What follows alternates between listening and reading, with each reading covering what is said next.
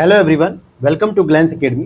दोस्तों, आज आपकी हो चुकी है 30 सितंबर और यूपी पीसीएस प्रीलिम्स 2025 के लिए मुश्किल से बचे हुए हैं केवल 11 दिन। 12वें दिन तो आपका एग्जाम है और यहाँ पर आज हम लोग आई दृष्टि पार्ट 2 जो आया हुआ था, आज उसकी लास्ट क्लास को कंप्लीट कर रहे हैं। आज हमारा आई दृष्टि का जो सेकंड पार्ट आया हुआ है मैगजीन, उसकी आज हम लास्ट क्लास कंप्लीट कर रहे हैं। इसके बाद आप लोगों का पूरा 1 ईयर का कंप्लीट मैंने करंट अफेयर्स को बहुत अच्छी तरीके से कवर किया है, जिसमें हम लोगों ने अभी तक पूरा का पूरा सूक्ष्म दृष्टि पढ़ा, राष्ट्रीय परिदृश्य पढ़ा, अंतर्राष्ट्रीय रिलेशनशिप पढ़ लिया। फिर उसके बाद हम लोगों ने इसमें आर्थिक परिदृश्य को भी कवर कर लिया है मेरे दोस्त, वैज्ञानिक परिदृश्य को भी कवर किया और उत्तर प्रदेश के स्पेशल को भी कवर किया। लेकिन आज की क्लास में हम लोग क्या पढ़ेंगे? 2 टॉपिक, बड़े बड़े टॉपिक पढ़ेंगे जहां से प्रश्न आने की संभावना रहेगी ही। जैसे एक टॉपिक आपका रहेगा मिसलेनियस यानी संक्षिप्तियां पढ़ेंगे, जिसमें सारे टॉपिक पढ़े जाएंगे। दूसरा हमारा स्पोर्ट्स पढ़ा जाएगा। तो इन दोनों टॉपिक को आज हम पढ़ने के बाद पूरी तरीके से कंप्लीट कर लेंगे। चलिए शुरू करते हैं आज की इस क्लास को। तो ये हमारी क्लास रहेगी और जिसमें हम लोग सबसे पहले शुरू करेंगे मेरे भाई चर्चित व्यक्ति से या राष्ट्रीय व्यक्ति से।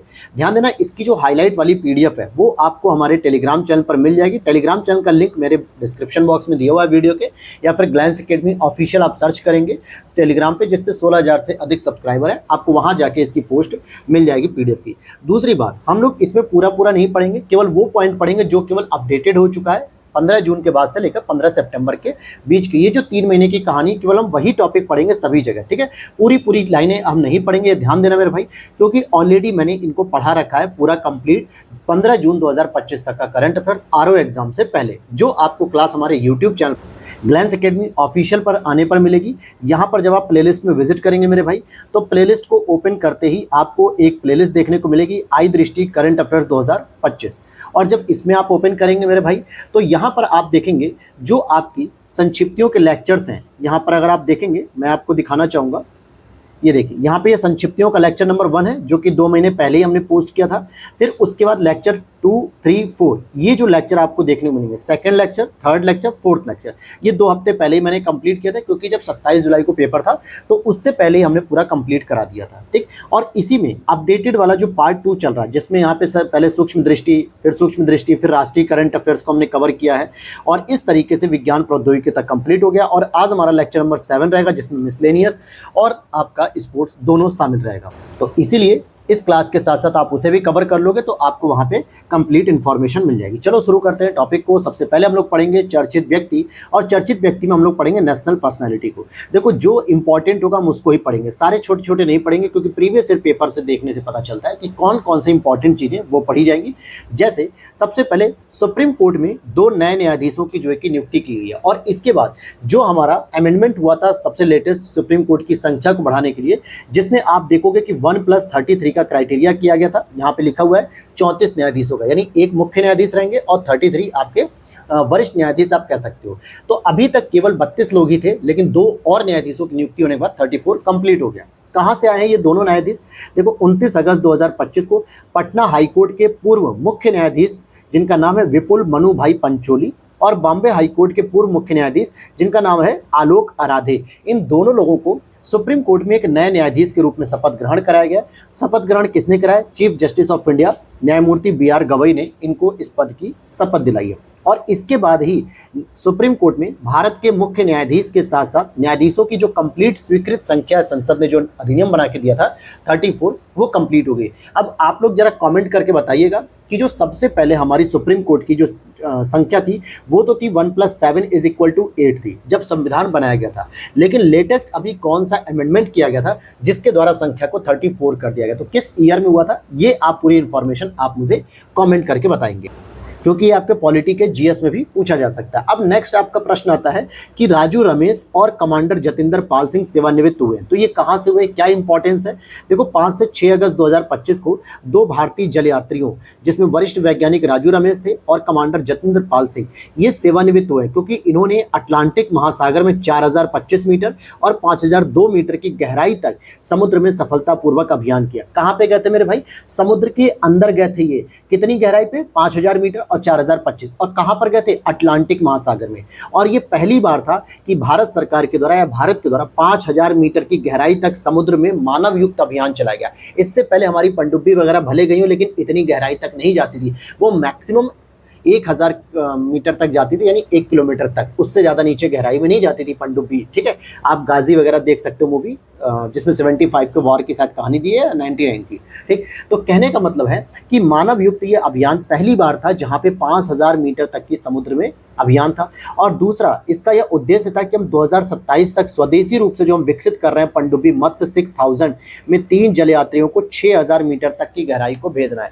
तो ये मत्स्य 6000, मत्स्य मतलब हो गया जैसे मछली से प्रेरित वर्ड है, तो यहाँ पे पनडुब्बी जो है कि मत्स्य होगी, लेकिन 6000 इसकी गहराई बताता है कि हम समुद्र के अंदर मानव युक्त जो है कि 3 जल यात्रियों को भेजेंगे जो कि 6000 गहराई तक जाएगा। तो ये एक इंपॉर्टेंट पॉइंट हो सकता है पर्सपेक्टिव से। नेक्स्ट अगर हम बात करते हैं न्यायमूर्ति यशवंत वर्मा जी के खिलाफ, देखो 12 अगस्त 2025 को लोकसभा में इलाहाबाद हाईकोर्ट के न्यायाधीश जो हैं यशवंत वर्मा जी के खिलाफ उन्हें पद से हटाने का प्रस्ताव स्वीकार किया गया है। अब बात आती है कि भैया ये यशवंत वर्मा कहाँ के हैं चीफ जस्टिस, तो ये इलाहाबाद के हैं। कहाँ के मेरे भाई? इलाहाबाद हाई कोर्ट के थे और यहाँ पर इनके खिलाफ हटाने का प्रस्ताव आ गया है। साथ ही साथ संविधान के अनुच्छेद 124(4), 217, 218 इनके तहत उन्हें पद से हटाने की कार्यवाही का रास्ता भी अब साफ हो गया है। ओम बिरला जी जो कि लोकसभा स्पीकर के अध्यक्ष हैं, तो ओम बिरला जी ने न्यायाधीश जांच अधिनियम 1968, ध्यान देना कि किसी भी न्यायाधीश पे जब कोई जांच होती है तो इसी अधिनियम का प्रयोग किया था और संबंधित नियमों के तहत आरोपों की जांच के लिए एक 3 सदस्यीय वैधानिक समिति का गठन कर दिया लोकसभा में। तो 3 सदस्यीय जो कमेटी है उसके अध्यक्ष कौन होंगे? देखो उच्चतम न्यायालय के जो न्यायाधीश है न्यायमूर्ति अरविंद कुमार जी, मद्रास हाई कोर्ट के जो चीफ जस्टिस है न्यायमूर्ति मनिंद्र मोहन श्रीवास्तव और कर्नाटक हाई कोर्ट के जो वरिष्ठ अधिवक्ता हैं बीवी आचार्य, ये तीनों लोग इसमें शामिल रहेंगे। तो समझ में आ गई बात कि इलाहाबाद के जो यशवंत वर्मा जी जस्टिस हैं उनको हटाने की प्रक्रिया शुरू हुई लोकसभा में। तो ओम बिरला जी ने एक कमेटी बना दी, उस कमेटी में जो 3 सदस्य थे उसमें अध्यक्ष कौन है या जो 3 जो सदस्य हैं उनके बारे में मैंने बताया। अब बात करेंगे शिबू सोरेन जी की। ये झारखंड मुक्ति मोर्चा पार्टी के एक तरीके से संस्थापक भी कह सकते हैं, प्रमुख नेता भी कह सकते हो आप इनको। 4 अगस्त 2025 को झारखंड के पूर्व मुख्यमंत्री झारखंड मुक्ति मोर्चा के नेता शिबू सोरेन जी का निधन हो गया। कब हुआ? 4 अगस्त 2025 को। ये 3 बार झारखंड के मुख्यमंत्री भी रह चुके हैं और उन्हें दिसोम गुरु अर्थात आदिवासी समाज में श्रद्धेय उपनाम, यानी आदिवासी समाज उनको पूजता है, उनकी श्रद्धा रखता है उनके प्रति, इस नाम से भी इनको जाना जाता है। क्लियर हो गई बात? अब यहाँ पर जो आपको आगे देखने को मिलेंगे जैसे न्यायमूर्ति BR गवई जी जो कि हमारे 52वें मुख्य न्यायाधीश हैं, ये मैंने अभी आपको जो संक्षिप्तियों की क्लास 1, 2, 3, 4 दिखाई है वहाँ पर ये सारा टॉपिक कंप्लीट है। केवल आपको इस क्लास में बस वही चीज़ें मिलेंगी जो अपडेटेड सेक्शन है और इसी अपडेटेड वाले पेजेस की मैं PDF बना के पोस्ट कर दूँगा अपने टेलीग्राम चैनल पर, जहाँ से आप ज्वाइन कर सकते हो। और जैसे कि कस्तूरी रंगन जी का भी जो है कि निधन हो गया 25 अप्रैल 2025 को, कहाँ कहाँ उनकी उपलब्धि थी, ये सारी बातें हमने पढ़ी हैं। लेकिन कुछ और ऐसी अन्य नियुक्तियाँ जो आपके सितंबर से लेकर जून के मध्य हुई, जैसे डॉक्टर दीपक मित्तल जी की अगर हम बात करेंगे, 2 सितंबर 2025 को संयुक्त अरब अमीरात अर्थात UAE में ये भारत के अगले राजदूत नियुक्त हुए। अर्थात भारत में कौन हुए? अगले राजदूत बनेंगे डॉक्टर दीपक मित्तल। रजत पुन्हानी की बात करें तो 1 सितंबर 2025 को food safety standard authority of India अर्थात भारतीय खाद्य संरक्षण मानक प्राधिकरण के ये मुख्य कार्यकारी अधिकारी का पदभार ग्रहण करेंगे, चीफ एग्जीक्यूटिव ऑफिसर का। तो ये कौन होगा? रजत पुन्हानी। उर्जित पटेल जी की बात करेंगे जो कि RBI के पूर्व गवर्नर थे। अगस्त 2025 में केंद्र सरकार ने उनको IMF में कार्यकारी निदेशक नियुक्त किया, क्योंकि भारत सरकार की तरफ से इनको क्या बनाया गया? कार्यकारी निदेशक बनाया गया। तो ये उर्जित पटेल जी का हो गया डिटेल। अब आगे बात करते हैं डॉक्टर राजीव रंजन जी की। 23 अगस्त 2025 को न्यू डेवलपमेंट बैंक के उपाध्यक्ष नियुक्त किए गए। ध्यान देना, अध्यक्ष की मैं बात नहीं कर रहा, उपाध्यक्ष की बात कर रहा हूँ। आप लोग कमेंट करके बताइएगा इसके अध्यक्ष कौन है। ये न्यू डेवलपमेंट बैंक कौन सी दोस्तों? जो 2015 में ब्रिक्स देशों के द्वारा गठित की गई थी। किसके द्वारा? ब्रिक्स देशों के द्वारा। तो ये ब्रिक्स का ही बैंक पहले कहलाता था ब्रिक्स डेवलपमेंट बैंक, लेकिन अब न्यू डेवलपमेंट बैंक इसका नाम कर दिया गया है। अभी मैंने इसका करंट अफेयर्स आपको इंटरनेशनल वाले में पढ़ा था कि 2 इसके और सदस्य जुड़ चुके हैं। तो टोटल जो इसके ब्रिक्स के कंट्रीज तो है ही हैं, 2-3 और सदस्य जो जुड़े हुए हैं, टोटल 9 सदस्य, वो आपको कमेंट करके बताना है। अब बात करते हैं अनीस दयाल सिंह जी की। ये CRPF के पूर्व महानिदेशक हैं, जिनको अगस्त 2025 में भारत सरकार के द्वारा नए उप राष्ट्रीय सुरक्षा सलाहकार नियुक्त किया गया। उप राष्ट्रीय सुरक्षा सलाहकार, जैसे अभी जो है कि नेशनल सिक्योरिटी जो एडवाइजर हैं वो अजीत डोभाल जी हैं, उन्हीं के साथ इनको उप राष्ट्रीय सुरक्षा सलाहकार के रूप में नियुक्त किया गया अनीस दयाल सिंह जी को। कविंदर गुप्ता जी की बात करेंगे तो 18 जुलाई 2025 को कविंदर गुप्ता जी ने यूनियन टेरिटरी लद्दाख के तीसरे उपराज्यपाल के रूप में शपथ ग्रहण किए। तो ऐसे कुछ इंपॉर्टेंट पॉइंट हो सकते हैं जहां से प्रश्न बनने की संभावना रहेगी, वो सारे पॉइंट्स को हम लोग इसमें कवर करेंगे और वो भी लेटेस्ट वाले को ही कवर करेंगे। अब जैसे एस राधा चौहान जी की बात करें तो अगस्त 2025 में कार्मिक एवं प्रशिक्षण विभाग की पूर्व सचिव एस राधा चौहान जी को क्षमता निर्माण आयोग की पूर्णकालिक अध्यक्ष बना दिया गया। ये कार्मिक एवं प्रशिक्षण विभाग, जिसको हम लोग कहते हैं डीओपीटी, ठीक है, ये प्राइम मिनिस्टर के अधीन होता है ये पद, और इसमें ये पूर्व सचिव थी एस राधा चौहान, लेकिन अब इनको क्षमता निर्माण आयोग की पूर्णकालिक अध्यक्ष बनाया गया है। इसी तरीके से डॉक्टर ए राजराजन की बात करेंगे तो 1 अगस्त 2025 को तिरुवनंतपुरम केरल स्थित विक्रम साराभाई अंतरिक्ष केंद्र के निदेशक के रूप में इनका पदभार ग्रहण कराया गया है। शशि प्रकाश गोयल जी की बात करेंगे तो 31 जुलाई 2025 को वरिष्ठ आईएएस उत्तर प्रदेश के मुख्य सचिव का पदभार ग्रहण किया। अभी इससे पहले जो है कि अगर आप देखोगे कि यूपी के जो मुख्य सचिव उनका नाम था मनोज कुमार सिंह, तो वो अब सेवानिवृत्त हो गए। अब उनकी जगह कौन बन गए भैया? शशि प्रकाश गोयल बन गए, ये यूपी के मुख्य सचिव बने हैं। पी अशोक गजपति राजू की बात करेंगे, 26 जुलाई 2025 को अशोक गजपति राजू को गोवा के नए राज्यपाल के रूप में शपथ ग्रहण कराया गया है। अजय सेठ की बात करें तो सितंबर 2025 में भारतीय बीमा विनियामक और विकास प्राधिकरण IRDAI के अध्यक्ष बनेंगे। ठीक है, ये एक जो भारतीय बीमा विनियामक जो विकास प्राधिकरण है, जो कि पूरे बीमा इंश्योरेंस वाली जो कंपनी होती है उनको रेगुलेट करती है, इरडा भी इसे कह सकते हो, ठीक है, इन शॉर्ट। तो इसके ये अध्यक्ष बने अजय सेठ। अब हम बात करेंगे आगे प्रोफेसर उमा कांजीलाल की। ये 25 जुलाई 2025 को प्रोफेसर उमा कांजीलाल इंदिरा गांधी राष्ट्रीय मुक्त विश्वविद्यालय इग्नू की कुलपति बनी है। प्रोफेसर असीम कुमार घोष 21 जुलाई 2025 को प्रसिद्ध शिक्षाविद असीम कुमार घोष जी को हरियाणा के राज्यपाल का पद ग्रहण किया इन्होंने। सुनील जयवंत कदम, ठीक है, तो सुनील जयवंत कदम जुलाई 2025 में इन्होंने सेबी के नए कार्यकारी निदेशक के रूप में पदभार ग्रहण किया। ध्यान देना, सेबी का मैं अध्यक्ष नहीं बता रहा, मैं बता रहा हूँ सेबी के नए कार्यकारी निदेशक यानी डायरेक्टर्स के रूप में इन्होंने पदभार ग्रहण किया। तो ये सारे जो है कि कुछ इंपॉर्टेंट जो मैंने आपको बताया। इससे पिछले जो है कि हम लोगों ने जैसे भूपेंद्र यादव हो गया IBCA के अध्यक्ष, ये मैंने ऑलरेडी आपको जब IBCA का जो समिट हुआ था पहला दिल्ली में तो उसके समय बता दिया था। SP यादव वहाँ पे महानिदेशक बन चुके थे।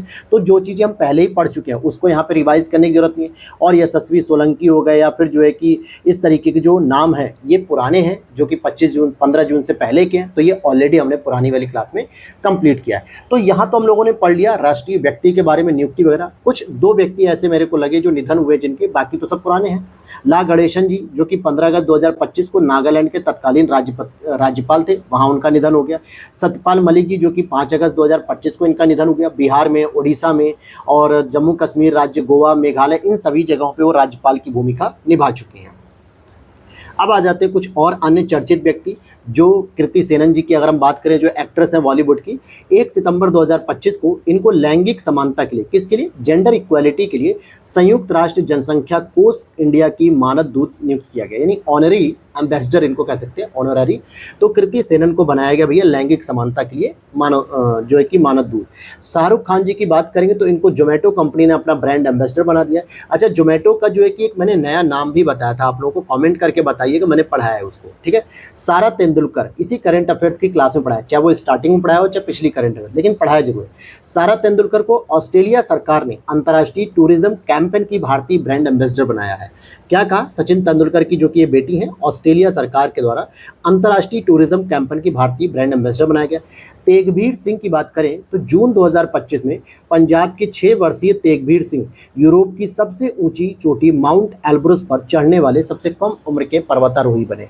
अब आप लोग कमेंट करके बताइएगा कि जो माउंट एल्ब्रस जो चोटी है वो किस पर्वत की है, क्योंकि पर्वत अलग होता है, उसके ऊपर कई सारी चोटियां होती है। जैसे अगर हम हिमालय की बात करें तो हिमालय हमारा पर्वत है, लेकिन इस पर सबसे ऊंची जो चोटी है वो माउंट एवरेस्ट है। फिर उसके बाद कंचनजंगा हो गई या फिर केटू गार्डविन ऑस्टिन हो गई, अलग अलग ही चोटियां हैं। या फिर अगर हम एंडीज की बात करते हैं तो एंडीज पे भी कई सारी चोटियां, जैसे अकांकागुआ हो गई, एक्वाडोर हो गई, तो ऐसे अलग अलग चोटियां। तो जरा बताइएगा माउंट एल्ब्रस किस पर्वत की चोटी है। कबक यानो की बात करें तो ये अरुणाचल प्रदेश के हैं और ये अरुणाचल प्रदेश के पर्वतारोही जिन्होंने अफ्रीका की सबसे ऊंची चोटी माउंट किलिमंजारो और यूरोप की सबसे ऊंची चोटी माउंट एल्ब्रस पर सफलतापूर्वक चढ़ाई कर ली है। तो ये दोनों ही उपलब्धि इनको मिली है। और तेगबीर सिंह पंजाब के, बाकी ये लोग पुराने हैं तो इनको हमने अपडेट कर रखा है वहाँ पर। अब हम बात करेंगे अंतर्राष्ट्रीय व्यक्ति की। देखो आज की क्लास में मेरे को पूरा टारगेट, हो सकता है क्लास आज आपकी 1.5 घंटे तक भी जा सकती है, लेकिन मुझे ये पूरा का पूरा कंप्लीट कर देना ताकि आप लोगों को अगले 10 दिन में पूरा रिवीजन करने का मौका मिले। पुराने करंट अफेयर्स तो आप ऑलरेडी पढ़ चुके होंगे क्योंकि उसको बहुत पहले ही अपलोड कर दिया गया था। ये नए वाले की जो भी 5-6 लेक्चर है ये कंप्लीट आप कर सको।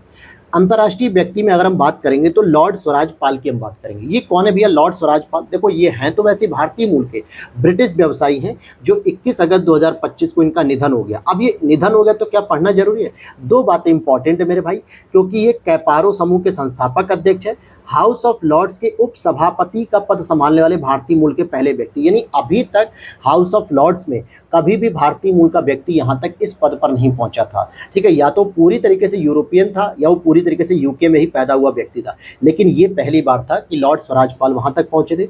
और साथ ही साथ 1983 में इन्हें भारत सरकार के द्वारा पद्म भूषण से सम्मानित किया गया था। और कोई ऐसा है जी? प्रोफेसर मिशेल डॉघार्टी की बात करेंगे तो जुलाई 2025 में प्रोफेसर मिशेल डॉघार्टी यूनाइटेड किंगडम के एस्ट्रोनॉमर रॉयल बनाए गए और इस प्रकार की उपाधि पिछले 350 वर्षों में पहली बार हुआ है कि महिला को मिली, पहली महिला थी।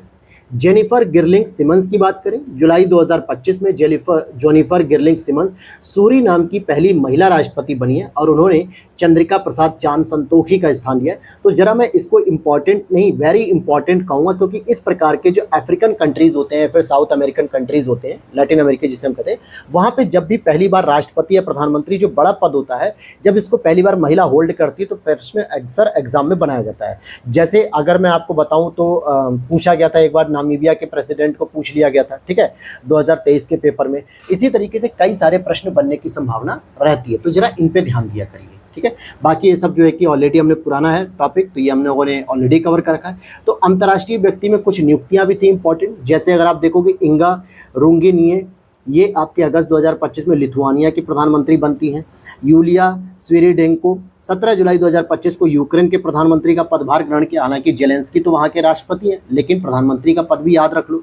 जू जियाजी की बात करेंगे तो ये AIIB यानी एशियन इंफ्रास्ट्रक्चर इन्वेस्टमेंट बैंक की नई अध्यक्ष के रूप में चुनी गई हैं, जो कि चीन की पूर्व वित्त मंत्री रह चुकी हैं। तो ऐसे कुछ पद है यार जो पूछे जा सकते हैं, क्योंकि देखो पिछली बार भी एग्जाम में देखोगे तो 2 प्रश्न ऐसे थे या एक प्रश्न जिसमें किसी न किसी देश का प्रधानमंत्री पूछा गया था। तो हम 2-3 टॉपिक जो होते हैं, जैसे कि या तो भारत में कोई प्रधानमंत्री भारत आया घूमने यात्रा पे, या फिर मोदी जी किसी देश में गए तो वहाँ के प्राइम मिनिस्टर या चीफ जो राष्ट्रपति होते हैं उनको याद कर लेते हैं, हेड ऑफ स्टेट को।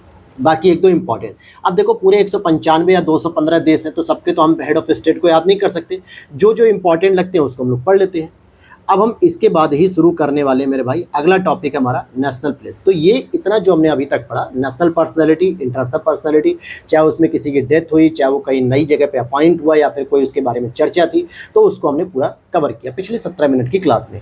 अब हम चलते हैं नेशनल प्लेसेस पे। देखो नेशनल प्लेस भी मैंने पढ़ा है, लेकिन कुछ इंपॉर्टेंट है, जैसे सोहना की बात करेंगे। ये 4 सितंबर 2025 को यहाँ पर केंद्रीय मंत्री अश्विनी वैष्णव ने हरियाणा के सोहना में उन्नत प्रौद्योगिकी लिथियम आयन बैटरी विनिर्माण संयंत्र का उद्घाटन किया। तो यहाँ पे कौन सा प्लांट लगाया गया? लिथियम आयन बैटरी के लिए एक विनिर्माण संयंत्र लगाया गया।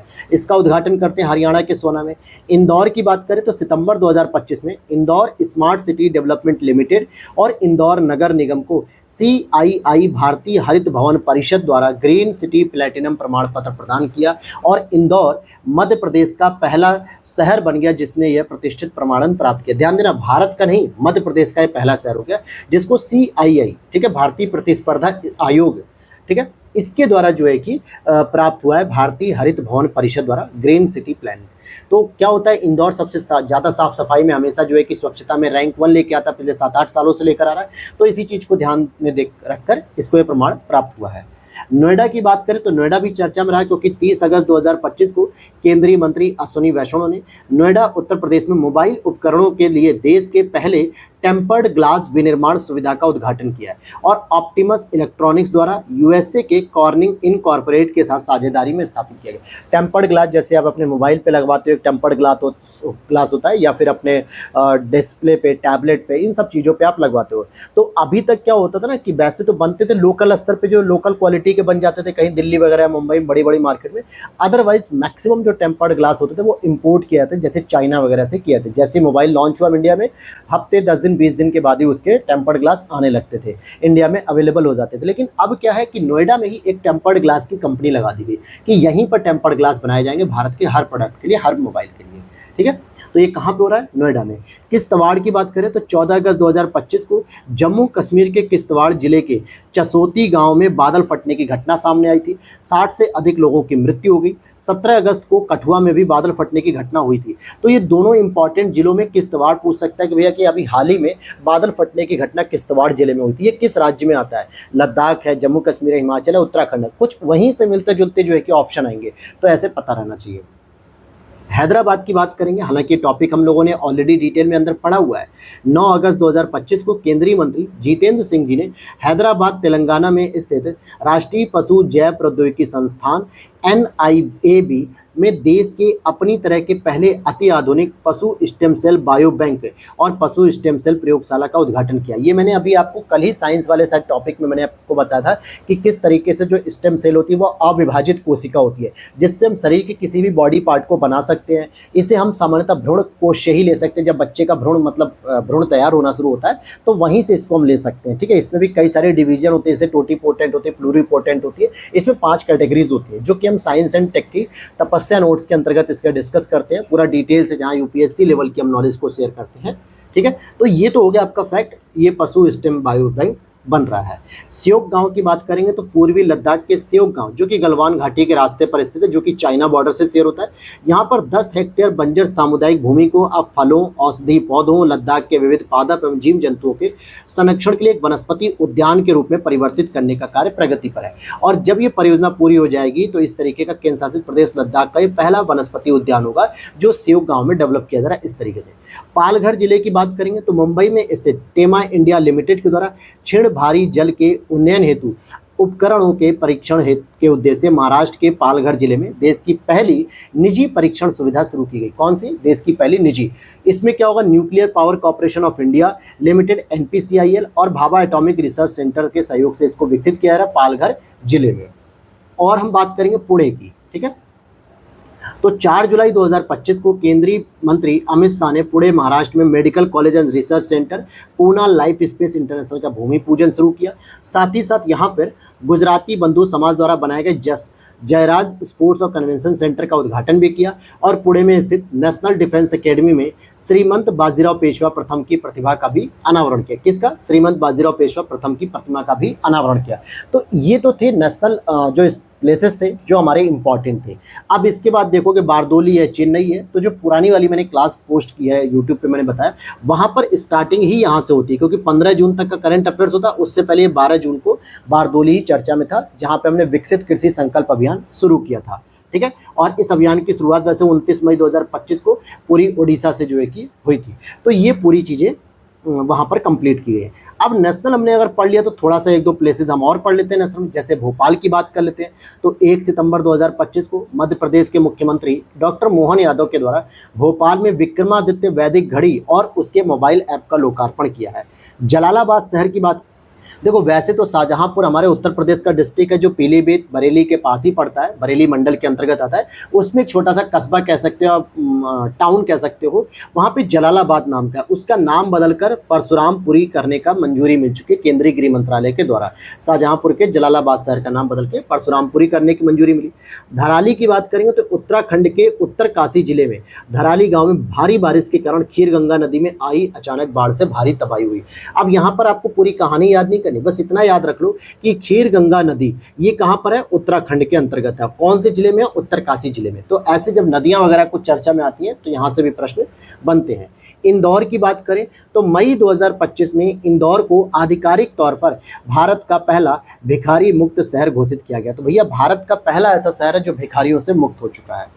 बदायूं की बात करेंगे, ये वही बदायूं है जो बरेली के पास आपका पड़ता है, यूपी में बदायूं।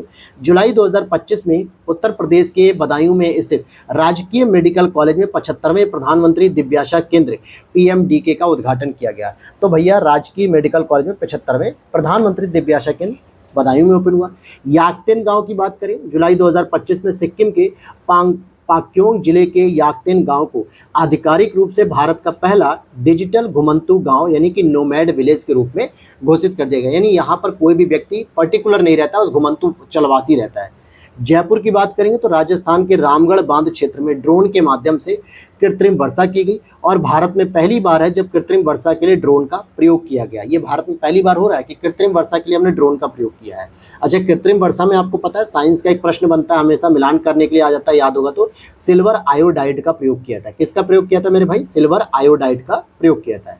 गुरुग्राम की बात करें तो 2 अगस्त 2025 को केंद्रीय मंत्री भूपेंद्र यादव और मनोहर लाल खट्टर ने भारत सरकार के एक पेड़ माँ के नाम कार्यक्रम के अंतर्गत हरियाणा के गुरुग्राम में एक मातृ वन पहल का औपचारिक शुभारंभ किया है। और यहीं पर ब्लिंकिट कंपनी ने गुरुग्राम में ही एम्बुलेंस इन 10 मिनट की एक सर्विसेज शुरू की थी। ब्लिंकिट कंपनी, जैसे ये सब क्या होता है कि अपनी ग्रोसरीज के सामान ब्लैंकेट हो गया, जेप्टो हो गया, ये सब 10 मिनट के अंदर आपको डिलीवर करते हैं। तो ठीक इसी प्रकार से एम्बुलेंस इन 10 मिनट ये सर्विस भी इन्होंने शुरू की। वडधामना गांव की बात करेंगे तो 27 जुलाई 2025 को महाराष्ट्र के मुख्यमंत्री देवेंद्र फडणवीस ने नागपुर जिले के वडधामना गांव में देश की पहली कृत्रिम बुद्धिमत्ता संचालित आंगनवाड़ी केंद्र का उद्घाटन किया। यानी अभी तक आंगनवाड़ी जो है कि जो हमारी महिलाएं थी, जो टीचर्स हुआ करते थे, वो पढ़ा रहे थे, वहाँ पर देखते थे आंगनवाड़ी का पूरा कार्यभार, बच्चों को भी पढ़ाते थे। लेकिन अब नागपुर जिले के वडधामना गाँव में देश की पहली AI द्वारा संचालित आंगनवाड़ी हुई। फजिल्का की बात करें तो भारत का पूर्णतः लकड़ी से निर्मित गुरुद्वारा श्री नानक निवास पंजाब के फजिल्का में स्थित पुलिस लाइन परिसर बनाया जा रहा है, पूरी तरीके से लकड़ी से होगा। भोपाल की बात करें तो 1 जुलाई 2025 को मध्य प्रदेश मंत्रिमंडल के द्वारा राष्ट्रीय रक्षा विश्वविद्यालय यानी कि नेशनल डिफेंस एकेडमी या नेशनल डिफेंस यूनिवर्सिटी गांधीनगर के परिसर की स्थापना भोपाल में किए जाने हेतु सैद्धांतिक स्वीकृति प्रदान की गई। अर्थात कि अब ये जो है कि कहाँ पर बनेगा? मध्य प्रदेश मंत्रिमंडल के माध्यम से भोपाल में बनेगा राष्ट्रीय रक्षा विश्वविद्यालय। तो ये कुछ इंपॉर्टेंट थे। दीव की बात कर लेते हैं, हालांकि 29 मई 2025 का है, तो मुझे याद है कि पुराने वाले मैंने पढ़ाया था, लेकिन फिर भी यहाँ पे रिपीट कहता हूँ कि 29 मई 2025 को केंद्रीय मंत्री प्रहलाद जोशी जी ने जानकारी प्रदान की कि दीव देश का पहला ऐसा जिला बन गया है जो दिन की पूरी बिजली की मांग सौर ऊर्जा से ही पूरी करता है। यानी कि जिले के लेवल की हम बात कर रहे हैं, डिस्ट्रिक्ट के लेवल की हम बात कर रहे हैं। ठीक है, चलो अब आगे चलते हैं भाई। अभी तो हम लोग ये पढ़ रहे थे नेशनल प्लेसेस, जरा अब इसके बाद हम शुरू करेंगे अपने अंतर्राष्ट्रीय स्थलों को, जो थोड़े बहुत इंपॉर्टेंट होंगे क्योंकि बाकी इससे पहले हम लोगों ने ऑलरेडी पढ़ रखा है। तो यहाँ पर हम लोग पढ़ेंगे अब अंतर्राष्ट्रीय स्थलों को। जैसे सबसे पहले हम पढ़ेंगे ढाका की बात करेंगे। ढाका में क्या था कि 25 से 28 अगस्त 2025 के मध्य बांग्लादेश की राजधानी ढाका में भारत और बांग्लादेश के बीच 56 यानी 56वां DG स्तरीय सीमा सम्मेलन आयोजित किया गया। ये जो DG स्तरीय होता है, डायरेक्टर जनरल यहाँ पे नहीं कहा जाएगा इसको, जो है कि जब सीमा रेखा के आर पार जो है कि 2 डायरेक्टर जो रक्षा डिफेंस के होते हैं, वो जो हेड टीम होती है, वो जब मीटिंग्स करती है तो उसी को कहा था। तो DG स्तर की जो बैठक हुई वो 56वीं बैठक कहाँ पे हुई? भारत और बांग्लादेश के मध्य, तो ढाका में आयोजित की गई। केन्या की बात करें, हालांकि ये टॉपिक भी मैंने आपको स्लीपिंग सिकनेस जो बीमारी थी उससे मुक्त कर दिया गया केन्या को WHO के द्वारा, ये आपको डिटेल में मैंने पढ़ाया था साइंस वाले क्लास में। 8 अगस्त 2025 को WHO के द्वारा एक प्रेस विज्ञप्ति जारी की गई जिसमें केन्या को स्लीपिंग सिकनेस के सार्वजनिक स्वास्थ्य समस्या के रूप में उन्मूलन हेतु मान्यता प्रदान कर दी गई। अब आप लोग कमेंट करके बताना जरा कि कौन से परजीवी के द्वारा ये होता है, पैरासाइट के द्वारा, और यह हासिल करने वाला 10वां देश बन गया केन्या इस तरीके की उपलब्धि। बुल्गारिया की बात करते हैं तो 8 जुलाई 2025 को यूरोपीय संघ परिषद ने बुल्गारिया को यूरो अपनाने की अंतिम मंजूरी दे दिया और इस तरीके से 1 जनवरी 2026 से अब इस देश की आधिकारिक मुद्रा क्या हो जाएगी? यूरो हो जाएगी। ये भी टॉपिक मैंने इंटरनेशनल रिलेशन में पूरा बताया था आपको। दुबई की बात करें तो जुलाई 2025 में steel authority of India limited यानी सेल कंपनी ने दुबई में अपने प्रतिनिधि कार्यालय का उद्घाटन किया। मध्य पूर्व में यानी मिडिल ईस्ट में स्थापित सेल का ये पहला अंतर्राष्ट्रीय कार्यालय है मिडिल ईस्ट में। जून 2025 में केंद्रीय मंत्री HD कुमारस्वामी ने दुबई में जो NMDC लिमिटेड और मेकॉन लिमिटेड के अंतर्राष्ट्रीय कार्यालयों का भी उद्घाटन किया था। तो समझ में आ गया कि दुबई में अभी किस कंपनी का उद्घाटन हुआ? सेल के, जो एक ऑफिस वहां पे ओपन किया गया। अफगानिस्तान की बात करेंगे तो 3 जुलाई 2025 को रूस के द्वारा आधिकारिक तौर पे अफगानिस्तान की जो तालिबान सरकार है ना, उसको मान्यता दे दी गई है और रूस इस तरीके का काम करने वाला पहला देश है। हालांकि ये भी मैंने IR के अंतर्गत टॉपिक बताया था आपको, ठीक है। तो यहाँ पे क्या है, छोटे छोटे पॉइंट पे बस अपडेट कर दिया गया, तो वो भी मैं रिवाइज करा रहा हूँ। डेनमार्क की बात करें, 13 मई 2025 को डेनमार्क में विश्व का पहला वाणिज्यिक स्तर का ई मेथनॉल संयंत्र शुरू किया गया और यूरोपीय एनर्जी डेनमार्क और मित्सुई जापान के द्वारा यह संयुक्त रूप से विकसित किया गया। तो एक तो यूरोपीय एनर्जी डेनमार्क में जो स्थापित है, मित्सुई जापान की कंपनी, इन दोनों के सहयोग से शुरू किया गया। हंगरी की बात करेंगे, देश के प्रधानमंत्री विक्टर ओरबान द्वारा अंतर्राष्ट्रीय अपराध न्यायालय से अलग होने की घोषणा कर दी गई कि हम भैया इंटरनेशनल क्रिमिनल कोर्ट से अलग हो रहा है और यह देश अंतर्राष्ट्रीय अपराध न्यायालय से अलग होने वाला ये पहला यूरोपीय देश भी बन चुका है। हंगरी में ही आपको पुस्टाच जो घास के मैदान होते हैं वो देखने को मिलते हैं। तो ये हो गया हमारा इंटरनेशनल प्लेसेस। कुछ और भी हम देखते हैं जो अपडेटेड वाले सेक्शन में, जैसे अगस्त में होगा, सितंबर में होगा, जुलाई में होगा। तो नेपाल 2025 की बात करें तो नेपाल अगस्त 2025 में नेपाल फ्रेमवर्क समझौते पर हस्ताक्षर करके अंतर्राष्ट्रीय बिग कैट अलायंस में शामिल हो गया। तो ये भी जो है कि IBCA में शामिल हो चुका है। सेनेगल की बात करेंगे, 15 जुलाई 2025 को ही WHO ने सेनेगल द्वारा ट्रैकोमा को सार्वजनिक स्वास्थ्य समस्या के रूप में उन्मूलन करने वाला देश घोषित कर दिया। अर्थात WHO कहता भी है जो सेनेगल देश है उसने भी अपने यहाँ ट्रैकोमा नाम की बीमारी को समाप्त कर लिया और इस तरीके से उसको भी उन्मूलन प्रमाण पत्र मिल जाता है। सिएटल की बात करेंगे, 15 अगस्त 2025 को जब भारत का स्वतंत्रता दिवस मनाया जा रहा था तो 79वें स्वतंत्रता दिवस समारोह के सम्मान में अमेरिका के वॉशिंगटन राज्य में सिएटल शहर में प्रसिद्ध स्पेस नीडल के सीड्स पर पहली बार भारतीय तिरंगा को फहराया गया। मैं आपको बताते चलूं, ये जो वॉशिंगटन राज्य है ये आपके पैसिफिक ओशन की तरफ है। आप वॉशिंगटन DC की बात मत करना, वॉशिंगटन DC तो इसकी राजधानी है और ये अटलांटिक महासागर की तट की तरफ है जो हडसन या पोटोमैक रिवर के आसपास साथ पोटोमैक पे आता है। मालदोवा की बात करेंगे तो अगस्त 2025 में मालदोवा अंतर्राष्ट्रीय सौर गठबंधन का 107 नंबर का सदस्य बनता है। जैसे पराग्वे बनता है 100 नंबर का, वैसे ही 107 पे ISA मेंबर बन जाता है मालदोवा। कोलंबिया और उज्बेकिस्तान की बात करेंगे तो जुलाई 2025 में कोलंबिया और उज्बेकिस्तान न्यू डेवलपमेंट बैंक के आधिकारिक सदस्य बन गए। यही चीज़ मैं ऊपर आपको पढ़ा भी रहा था जब अभी उपाध्यक्ष की बात कर रहा था न्यू डेवलपमेंट बैंक के। त्रिनाद एंड टोबैगो, इसकी जुलाई 2025 में त्रिनाद और टोबैगो को UPI का उपयोग करके भारत के भीम ऐप के माध्यम से लेन देन सक्षम करने वाला ये पहला कैरिबियाई देश हो गया। जैसे यहाँ पे वेस्ट इंडीज है, त्रिनाद टोबैगो है, क्यूबा है, बहुत सारे ऐसे जो है कि कैरिबियन सागर में जो स्थित ये देश है तो ये पहले कैरिबियाई देश हो गया। ब्राज़ील की बात करेंगे, जून 2025 में इफ्को ने ब्राज़ील में अपना पहला विदेशी नैनो उर्वरक संयंत्र स्थापित करने की घोषणा की कि भैया हम ब्राज़ील में ओपन करने वाले हैं। भूटान की बात करेंगे तो मई 2025 में भूटान और बिनांस पे ने विश्व की पहली क्रिप्टो आधारित राष्ट्रीय पर्यटन भुगतान प्रणाली की शुरुआत की। यानी कोई भी टूरिस्ट अगर वहां जाता है घूमने तो टूरिस्ट के तौर पे वो अपनी पेमेंट को बिटकॉइन या क्रिप्टो करेंसी में भी कर सकता है और भूटान इसको एक्सेप्ट करेगा। तो ये सारे टॉपिक्स जो है कि जो बच रहे हैं ये हमने ऑलरेडी पढ़ लिए थे। अब हम पढ़ेंगे पुरस्कार या सम्मान। जो लोगों को ये समझ में नहीं आ रहा है कि सर हमने कहाँ पढ़ा था, तो भैया यूट्यूब पे जाओ, आई दृष्टि प्लेलिस्ट में मैंने संक्षिप्तियों के 1 2 3 4 लेक्चर जो पोस्ट किए वहाँ पे कंप्लीट करा था हैंड रिटन नोट्स के माध्यम से। वीडियो के स्टार्टिंग के 3 मिनट में मैंने यही डिस्कस किया कि कैसे इन चीज़ों को कवर करना है। अब आते हैं हम नेशनल अवार्ड्स की बात करेंगे, पुरस्कारों की। तो सबसे इंपॉर्टेंट राष्ट्रीय पुरस्कार, अभी आपने कई सारी रील्स देखी होंगी जहाँ पे शाहरुख खान को अपने फिल्म एक्टर के जो है कि कैरेक्टर जो करियर है, फिल्मी करियर, उनके 35 साल के करियर में जाके पहला जो है कि नेशनल अवार्ड मिल रहा है।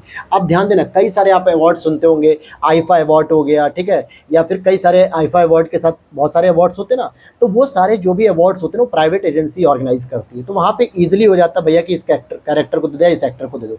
लेकिन जो नेशनल अवार्ड होता है ये राष्ट्रपति द्रौपदी मुर्मू जी के द्वारा दिया गया, अर्थात दूसरी भाषा में कहें तो ये राष्ट्रपति या यूँ कहें कि सरकार के द्वारा दिए जाते हैं, ठीक है। अच्छा, एक चीज़ और ध्यान रखना है कि मैं ये जो आपको पूरी कहानी बता रहा था ये टॉपिक आगे मिलेगा यार, राष्ट्रीय फिल्म पुरस्कार के बारे में मिलेगा, ठीक है, यहाँ पे नहीं मिलेगा, राष्ट्रीय फिल्म पुरस्कार के बारे में मिलेगा। चलो, तो जब वहाँ पे आएगा तो डिस्कस कर दूंगा पूरा टॉपिक और अच्छे से। यहाँ पर हम पढ़ते हैं कि अखिल भारतीय अटल बिहारी वाजपेयी पुरस्कार 2023। तो भैया अखिल भारतीय अटल बिहारी वाजपेयी पुरस्कार किसके द्वारा दिया था? अगस्त 2025 में साहित्य अकादमी मध्य प्रदेश सरकार के द्वारा यह पुरस्कार प्रयागराज के साहित्यकार डॉक्टर विजयानंद तिवारी जी को दिया गया और इनकी पुस्तक थी कोरोना एवं अन्य कविताएं, इसके लिए इनको दिया गया। फिर से समझो, अखिल भारतीय अटल बिहारी वाजपेयी पुरस्कार, ये क्योंकि इनका संबंध ग्वालियर से था अटल बिहारी वाजपेयी जी का, तो मध्य प्रदेश सरकार की जो साहित्य अकेडमी है उसके द्वारा दिया गया अगस्त 2025 में। किसको दिया गया? प्रयागराज के साहित्यकार हैं डॉक्टर विजयानंद तिवारी जी को। संत कबीर हथकरघा पुरस्कार और राष्ट्रीय हथकरघा पुरस्कार 7 अगस्त 2025 को राष्ट्रीय हथकरघा दिवस सेलिब्रेशन होता है। उसके समय पे कई सारे लोगों को दिया गया जिसमें मोहम्मद हनीफ अंसारी उत्तर प्रदेश के थे, तो इन्हें भी याद कर लेना। संसद रत्न पुरस्कार की बात करें जिसमें सांसदों को दिए जाते हैं, तो जुलाई 2025 में 17 सांसदों और 2 समितियों को, जो संसदीय समितियां, उनको ये पुरस्कार दिए गए। अब 17 सांसदों के नाम तो आप याद करने की आवश्यकता है नहीं, मैक्सिमम तो इसमें सब बीजेपी के ही, आप चाहे तो देखना चाहो, या फिर बीजेपी के गठबंधन सरकार को दिए गए हैं, ठीक है। लेकिन यहाँ पर हम संसदीय समिति को जरूर याद करेंगे। एक समिति है समिति श्रेणी भर्तृहरि महताब की अध्यक्षता वाली वित्त संबंधी स्थायी समिति यानी कि स्टैंडिंग कमेटी, और डॉक्टर चरणजीत सिंह चन्नी की अध्यक्षता वाली कृषि संबंधी स्थायी समिति, इनको उनकी रिपोर्टों की गुणवत्ता और विधायी निगरानी में योगदान देने के लिए सम्मानित किया गया। तो 2 प्रकार की कमेटीज जो पूछी जा सकती है, एक तो भर्तृहरि महताब की अध्यक्षता वाली है स्टैंडिंग कमेटी, और एक चरणजीत सिंह चन्नी जी की अध्यक्षता वाली कृषि से संबंधित स्थायी समिति है। तो इन दोनों को दिया गया है ये अवार्ड। अब बात करते हैं राष्ट्रीय एक जिला एक उत्पाद पुरस्कार। देखो 14 जुलाई 2025 को नई दिल्ली में आयोजित एक समारोह में केंद्रीय वाणिज्य एवं उद्योग मंत्री पीयूष गोयल जी के द्वारा ये प्रदान किया गया। हालांकि इसमें कई अलग अलग कैटेगरीज है, जैसे विदेशों में भारतीय मिशन एक कैटेगरी ये हो गई, राज्य और केंद्र शासित प्रदेशों को दिया गया, तथा जिले में कुल 34 पुरस्कार दिए गए। तो इन 3 कैटेगरी को अलग अलग पढ़ते हैं। विदेशों में जो दिए गए वो 3 पुरस्कार दिए गए, जैसे भारतीय उच्चायोग सिंगापुर को दिया गया स्वर्ण पुरस्कार, भारतीय महावाणिज्य दूतावास न्यूयॉर्क को दिया गया यूएसए रजत पुरस्कार, और भारतीय वाणिज्य दूतावास वैंकूवर कनाडा को दिया गया कांस्य पुरस्कार। तो ये एक तरीके से ऐसा अवार्ड है जो ये दूतावास है, जो भारत के उच्चायोग है, ये इन देशों में बेहतर काम कर रहे हैं, इसलिए गोल्ड मिला सिंगापुर को, यूएसए को रजत पदक मिला, और कनाडा को कांस्य पदक मिल गया। अब जरा जिलों की बात कर लेते हैं, 1 डिस्ट्रिक्ट 1 प्रोडक्ट के बारे में। तो इनमें भी अगर आप देखोगे तो आंध्र प्रदेश, महाराष्ट्र, पंजाब, उत्तर प्रदेश को गोल्ड पुरस्कार मिला है। क्या मिला है? गोल्ड। श्रेणी बी में अगर हम यूनियन टेरिटरीज की बात करते हैं तो जम्मू कश्मीर को रैंक 1 के साथ गोल्ड मिल गया। जिले की अगर हम बात करें कृषि में, तो भैया कृषि में गुंटूर को रैंक 1 और रत्नागिरी को रैंक 1 मिली। इन दोनों को, गुंटूर आंध्र प्रदेश का मिर्च के लिए मिला, रत्नागिरी महाराष्ट्र का अल्फांसो आम के लिए गोल्ड मिला, इनको नंबर 1 रैंक है। वहीं नंबर 3 पे आपकी रैंक 3 यानी कि कांस्य पदक में सिद्धार्थनगर को काला चावल के लिए यूपी के अंतर्गत कांस्य पदक मिला है। तो ये इतनी इंपॉर्टेंट बातें थी जो मैंने आपको बता दी हैं। आगे के सारे पुरस्कार हम लोगों ने ऑलरेडी, देखो 18 जून का तो ये ऑलरेडी हम लोगों ने लिख रखा है, ठीक है, नोट्स में ये सारी चीज़ें हैं। पद्म पुरस्कार मैंने इसको स्पेशली लिखवाया था, याद होगा, तो आरओ के एग्जाम में पूछा गया है। आप आज भी मेरी क्लास में जाके देख लो, या जिनके पास मेरे नोट्स होंगे, जो हैंडरिटन नोट्स हमारे पेड होते हैं करंट अफेयर्स के, पद्म विभूषण से सम्मानित 7 व्यक्तियों को किया जाता है। तो मैंने जो पॉइंट लिखवाया था वहीं ब्रैकेट में लिखवा देते कि लिखो भैया 7 व्यक्तियों को। पद्मश्री की अगर हम बात करें या पद्म भूषण से बात करें तो 19 व्यक्तियों को सम्मानित किया गया है। पद्मश्री से 113 व्यक्तियों, और ये डायरेक्ट प्रश्न पूछ लिया था भैया, ये डायरेक्ट प्रश्न पूछ लिया गया था आरओ के एग्जाम में। तो ऐसा नहीं कि नहीं लिखा गया था, लिखा हुआ है वहाँ पे, उस तरीके की चीज़ों को कवर किया जाता है।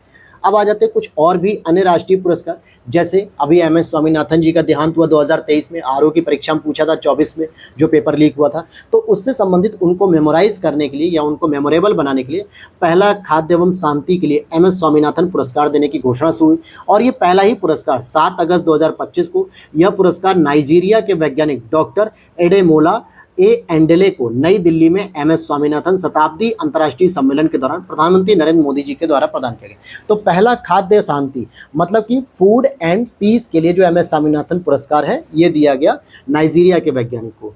फिर 43वां लोकमान्य तिलक राष्ट्रीय पुरस्कार ये नितिन गडकरी जी को दिया गया।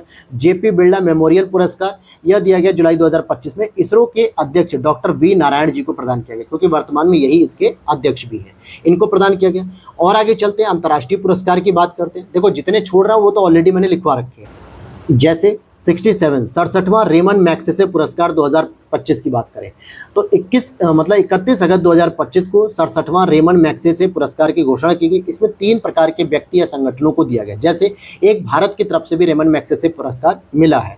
Foundation to educates girls globally Bharat, यानी कि भारत की तरफ से एक ऐसा फाउंडेशन चलता है जो लड़कियों को वैश्विक स्तर पर शिक्षित करने के लिए प्रयासरत है। Foundation to educate girls globally Bharat का, तो इसको एक प्राइज मिलता है रेमन मैग्सेसे। वहीं हिना अली मालदीव को मिलता है, मालदीव की है, और फ्लावियानो एंटानियो एल बिलियोना फिलीपींस के, इनको मिलता है। तो ध्यान रखना मेरे भाई, ये 3 व्यक्ति या संगठन जो भी याद कर लो तो भारत की तरफ से संगठन है, और ऐसा प्रश्न बन सकता है क्योंकि रेयर होता है कि रेमन मैग्सेसे पुरस्कार कभी कभी हम लोग को मिल पाता है। ठीक है, आगे बात करते हैं इन्वेस्टर पुरस्कार। देखो इक्वेटर पुरस्कार 8 अगस्त 2025 को यूएनडीपी के द्वारा इस पुरस्कार की घोषणा की गई। कर्नाटक स्थित बीबी फातिमा स्वयं सहायक संघ, ये फातिमा बीबी जो सुप्रीम कोर्ट तक न्यायाधीश के रूप में पहुंची थी, उन्हीं के संबंध में स्वयं सहायता संघ है, यानी कि सेल्फ हेल्प ग्रुप कह सकते हो इसको, इस पुरस्कार हेतु चुना गया है। तो इक्वेटर पुरस्कार यूएनडीपी ने इनको दिया है। वहीं संयुक्त राष्ट्र जनसंख्या पुरस्कार जुलाई 2025 में एक देखा जाए तो व्यक्तिगत श्रेणी में जो मिला है वो मिला है महाराष्ट्र की वर्षा देश पांडे को, जो कि दलित महिला विकास मंडल की संस्थापक भी है। अगर संस्थागत श्रेणी की बात करेंगे तो ये मिला है international union for the scientific study of population को प्रदान किया गया है। तो दो अलग अलग संस्था है। संयुक्त राष्ट्र जनसंख्या पुरस्कार अगर व्यक्तिगत रूप में देखोगे तो महाराष्ट्र की वर्षा देश पांडे को मिला है। संस्थागत श्रेणी में देखोगे तो international union for the scientific study of population को दिया गया है। यहाँ तक क्लियर होगी। और लास्ट नोट्स में आप देखोगे तो 72वीं मिस वर्ल्ड से ही सारा का सारा हमने ये टॉपिक कवर कर रखा है। ठीक है, तो ये चीज़ अब हमें रिवाइज नहीं करनी है।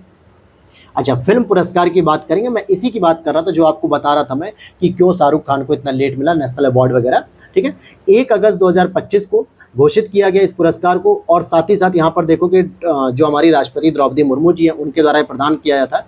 तो इसमें कुछ डायरेक्ट आपको प्रश्न बनने को हो सकते हैं, वो याद करने। जैसे सर्वश्रेष्ठ फीचर फिल्म की बात करेंगे तो 12th फेल थी, हिंदी में थी, और जो कि विदु विनोद चोपड़ा जी के द्वारा डायरेक्ट की गई थी।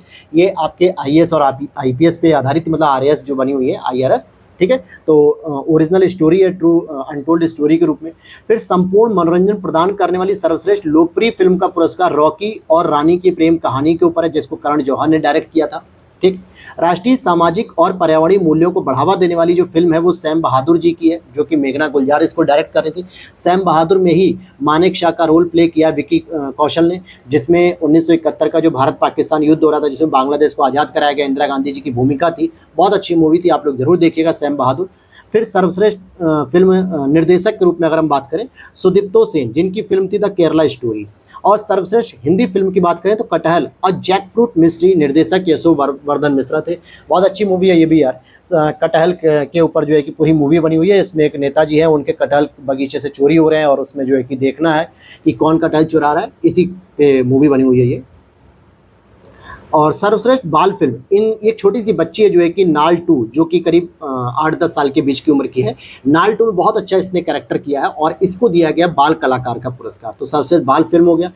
AVGC animation visual effects gaming comic, सर्वश्रेष्ठ फिल्म हनुमान को दिया गया, हनुमान तेलुगु में। सर्वश्रेष्ठ अभिनेता शाहरुख खान जी फिल्म जवान के लिए मिला है, और विक्रांत मैसी को मिला है जो कि 12th फेल के लिए मिला है। सर्वश्रेष्ठ अभिनेत्री रानी मुखर्जी जी को मिला है मिसेज चटर्जी वर्सेस नॉर्वे। सर्वश्रेष्ठ सहायक अभिनेता के रूप में विजय राघवन, ठीक है, ये फिल्म आपकी पुक्कलम थी, और मुथुपेट्टई सोनू भास्कर। फिर सर्वश्रेष्ठ सहायक अभिनेत्री उर्वशी और जानकी बोधीवाला। पार्श्व गायक के रूप में पीवीएनएस रोहित हैं, पार्श्व गायिका के रूप में शिल्पा राव हैं, और सिनेमेटोग्राफी में प्रशांतनु मोहापात्रा हैं। तो ये पूरे के पूरे आपको याद रखने, और मुझे उम्मीद है कि इस बार एक ना एक प्रश्न तो यहाँ से मिलेगा यार, डेफिनेटली। पहली चीज 1 अगस्त को है, यानी एग्जामिनर के पास पूरा टाइम है इस प्रश्न को शामिल करने का। दूसरा, नेशनल अवार्ड जो है कि ज़्यादा इंपॉर्टेंट होते हैं बजाय किसी भी फिल्म इंडस्ट्रीज के जो अवार्ड शो होते हैं उनकी अपेक्षा, तो ये ज़्यादा इंपॉर्टेंट होते हैं। तो यहाँ से ज़रा पूरा का पूरा याद कर लेना बहुत अच्छे से, तो पूछा जा सकता है कोई भी एक। अब देखो 78वां कांस फिल्म महोत्सव हो गया, जो कि 13-24 मई को जो फ्रांस में हुआ, ये सब हो चुका है। ऑस्कर अवार्ड भी हम लोगों ने पढ़ लिया, तो ये सारी चीज़ें हम लोगों ने पढ़ रखी हैं। अब आ जाते हैं योजना और परियोजना पे। भैया योजना परियोजनाओं में भी लगभग हमने काफ़ी चीज़ें पढ़ी हैं, लेकिन कुछ चीज़ों को रिवाइज करना है। जैसे भारत का पहला पोर्ट आधारित ग्रीन हाइड्रोजन पायलट परियोजना। देखो अभी तक क्या है, भारत के अंदर आपने कई जगह अलग अलग, जैसे एनटीपीसी का अलग कंपनी का है, कई जगह अलग अलग आपने पढ़े होंगे ग्रीन हाइड्रोजन पायलट प्रोजेक्ट, लेकिन ये पोर्ट आधारित यानी बंदरगाह पे आधारित है, बंदरगाह पे बनाया गया है। तो 5 सितंबर 2025 को केंद्रीय मंत्री सर्बानंद सोनोवाल जी ने तमिलनाडु के वीओ चिदम्बरार, जो चिदम्बरनारा है, बंदरगाह पर भारत के पहले पोर्ट आधारित ग्रीन हाइड्रोजन पायलट परियोजना का शुभारंभ किया। वहीं ये भी पढ़ी थी हम लोगों ने, महत्वपूर्ण खनिजों के पुनर्चक्रण को बढ़ावा देने के लिए प्रोत्साहन योजना। 3 सितंबर 2025 को केंद्रीय मंत्रिमंडल द्वारा द्वितीयक स्रोतों से महत्वपूर्ण खनिजों के पृथक्करण उत्पादन हेतु देश में पुनर्चक्रण की क्षमता को विकसित करने के लिए 1500 करोड़ रुपए की प्रोत्साहन योजना दी गई है। और इसमें राष्ट्रीय महत्वपूर्ण खनिज मिशन का ये हिस्सा है, जिसको जनवरी 2025 में मंजूरी मिली थी। 2025-26 से 30-31 तक 6 वर्षों के लिए लागू होगी, 1500 करोड़ रुपए का प्लान रहेगा। भारतीय पहल की बात करें तो 2 सितंबर 2025 को कृषि और प्रसंस्कृत खाद्य उत्पाद निर्यात विकास जो एपीडा है, इसने भारतीय पहल का शुभारंभ किया है। अब ये भारतीय पहल है क्या भाई? देखो, 100 कृषि खाद्य और कृषि तकनीक स्टार्टअप, यानी कि जो एग्रीकल्चर फूड से रिलेटेड है या एग्रीकल्चर टेक्नोलॉजी से रिलेटेड जो स्टार्टअप्स हैं, उनको कहीं ना कहीं सशक्त बनाएगी, नवाचार को बढ़ावा देगी। 2030 तक $50 बिलियन निर्यात लक्ष्य को हासिल करने में जो महत्वपूर्ण भूमिका निभाएगा। तो ये जो भारतीय पहल आपको देखने को मिली है, एपीडा के द्वारा शुरू की गई। निवेशक दीदी का चरण सेकंड शुरू हो गया। 1 सितंबर 2025 को हैदराबाद तेलंगाना में निवेशक दीदी सेकंड का शुभारंभ हुआ, जिसमें महिलाओं को वित्तीय जागरूकता के लिए त्वरित पहल की गई है। मुख्यमंत्री महिला रोजगार की बात करें तो 29 अगस्त 2025 को बिहार मंत्रिमंडल द्वारा महिलाओं को रोजगार के अवसर उपलब्ध कराने के उद्देश्य से मुख्यमंत्री महिला रोजगार योजना को मंजूरी दी गई। भाई 29 अगस्त 2025 को बिहार मंत्रिमंडल द्वारा महिलाओं को रोजगार के अवसर उपलब्ध कराने के उद्देश्य से मुख्यमंत्री महिला रोजगार योजना को मंजूरी प्रदान की गई। राज्य के हर परिवार से एक महिला को अपनी पसंद का रोजगार शुरू करने के लिए वित्तीय सहायता दी जाएगी और पहली किस्त के रूप में प्रत्येक चयनित महिलाओं को 10,000 रुपये दिए जाएंगे। अब आ जाते हैं पीएम स्वनिधि योजना का पुनर्गठन किया गया अगस्त 2025 में दोबारा। हालांकि इसको जून 2020 में शुरू किया गया था कोविड के दौरान आत्मनिर्भर अभियान के अंतर्गत। तो केंद्रीय मंत्रिमंडल ने इसकी जो है कि डेडलाइन को बढ़ा के 31 दिसंबर 2024 से बढ़ाकर 31 मार्च 2030 तक कर दिया गया है। अब इसमें पहले जो पैसे मिलते थे आप लोगों को ऋण के रूप में, पहली किस्त 10,000 मिलती थी, लेकिन अब उसे 15,000 कर दिया गया। दूसरी 20,000 मिलती थी, अब उसे 25,000 कर दिया गया। और तीसरी किस्त पहले की तरह ही रखी गई 50,000 रुपये। प्रोजेक्ट आरोहण की बात करेंगे तो 26 अगस्त 2025 को NHAI national highway national highway authority of India होती है, इसने वर्टिक्स इंफ्रास्ट्रक्चर ट्रस्ट के सहयोग से टोल प्लाजा कर्मचारियों की बच्चों को शैक्षिक आकांक्षाओं को पूरा करने के लिए प्रोजेक्ट आरोहण शुरू किया। तो सिंपल सी बात है, जो टोल प्लाजा पे जो कर्मचारी काम कर रहे होते हैं, चाहे वो सफाई का काम कर रहे हो, चाहे बिलिंग काटने का काम कर रहे हो, चाहे कंप्यूटर पे काम कर रहे हो, इनके बच्चों की भी जो है कि शैक्षिक आकांक्षाओं को पूरा करने के लिए प्रोजेक्ट आरोहण को शुरू किया गया है। और इसके लिए 2025-26 के दौरान 500 छात्रों जो 11 से लेकर स्नातक तक अंतिम वर्ष तक के पूरे पढ़ाई के लिए 12,000 रुपये की वार्षिक छात्रवृत्ति दी जाएगी और 50 प्रतिभावान छात्रों को हायर एजुकेशन या पीजी करने के लिए 50,000 रुपये की छात्रवृत्ति अलग से दी जाएगी। तो ये एक प्रोजेक्ट आरोहण योजना है। गया में विकास परियोजनाओं का शिलान्यास किया गया। 22 अगस्त 2025 को नरेंद्र मोदी जी ने गया बिहार में 12,000 करोड़ रुपए की लागत वाली कई विकास परियोजनाओं का शिलान्यास किया। पटना जिले के मोकामा को बेगूसराय से जोड़ने वाले ओंटा सिमरिया पुल को राष्ट्र को समर्पित किया। Buxar thermal power plant 660 unit का, जो कि एक प्लांट लग रहा है, यूनिट का उद्घाटन किया। मुजफ्फरपुर में बने होमी भाभा कैंसर अस्पताल एवं अनुसंधान केंद्र का उद्घाटन किया। साथ ही साथ अमृत भारत एक्सप्रेस गया से दिल्ली को हरी झंडी भी दिखाई गई है। गीता भवन की बात करते हैं। 19 अगस्त 2025 को मध्य प्रदेश मंत्रिमंडल ने नगरीय निकायों में गीता भवन स्थापना की योजना को स्वीकृति दे दी है।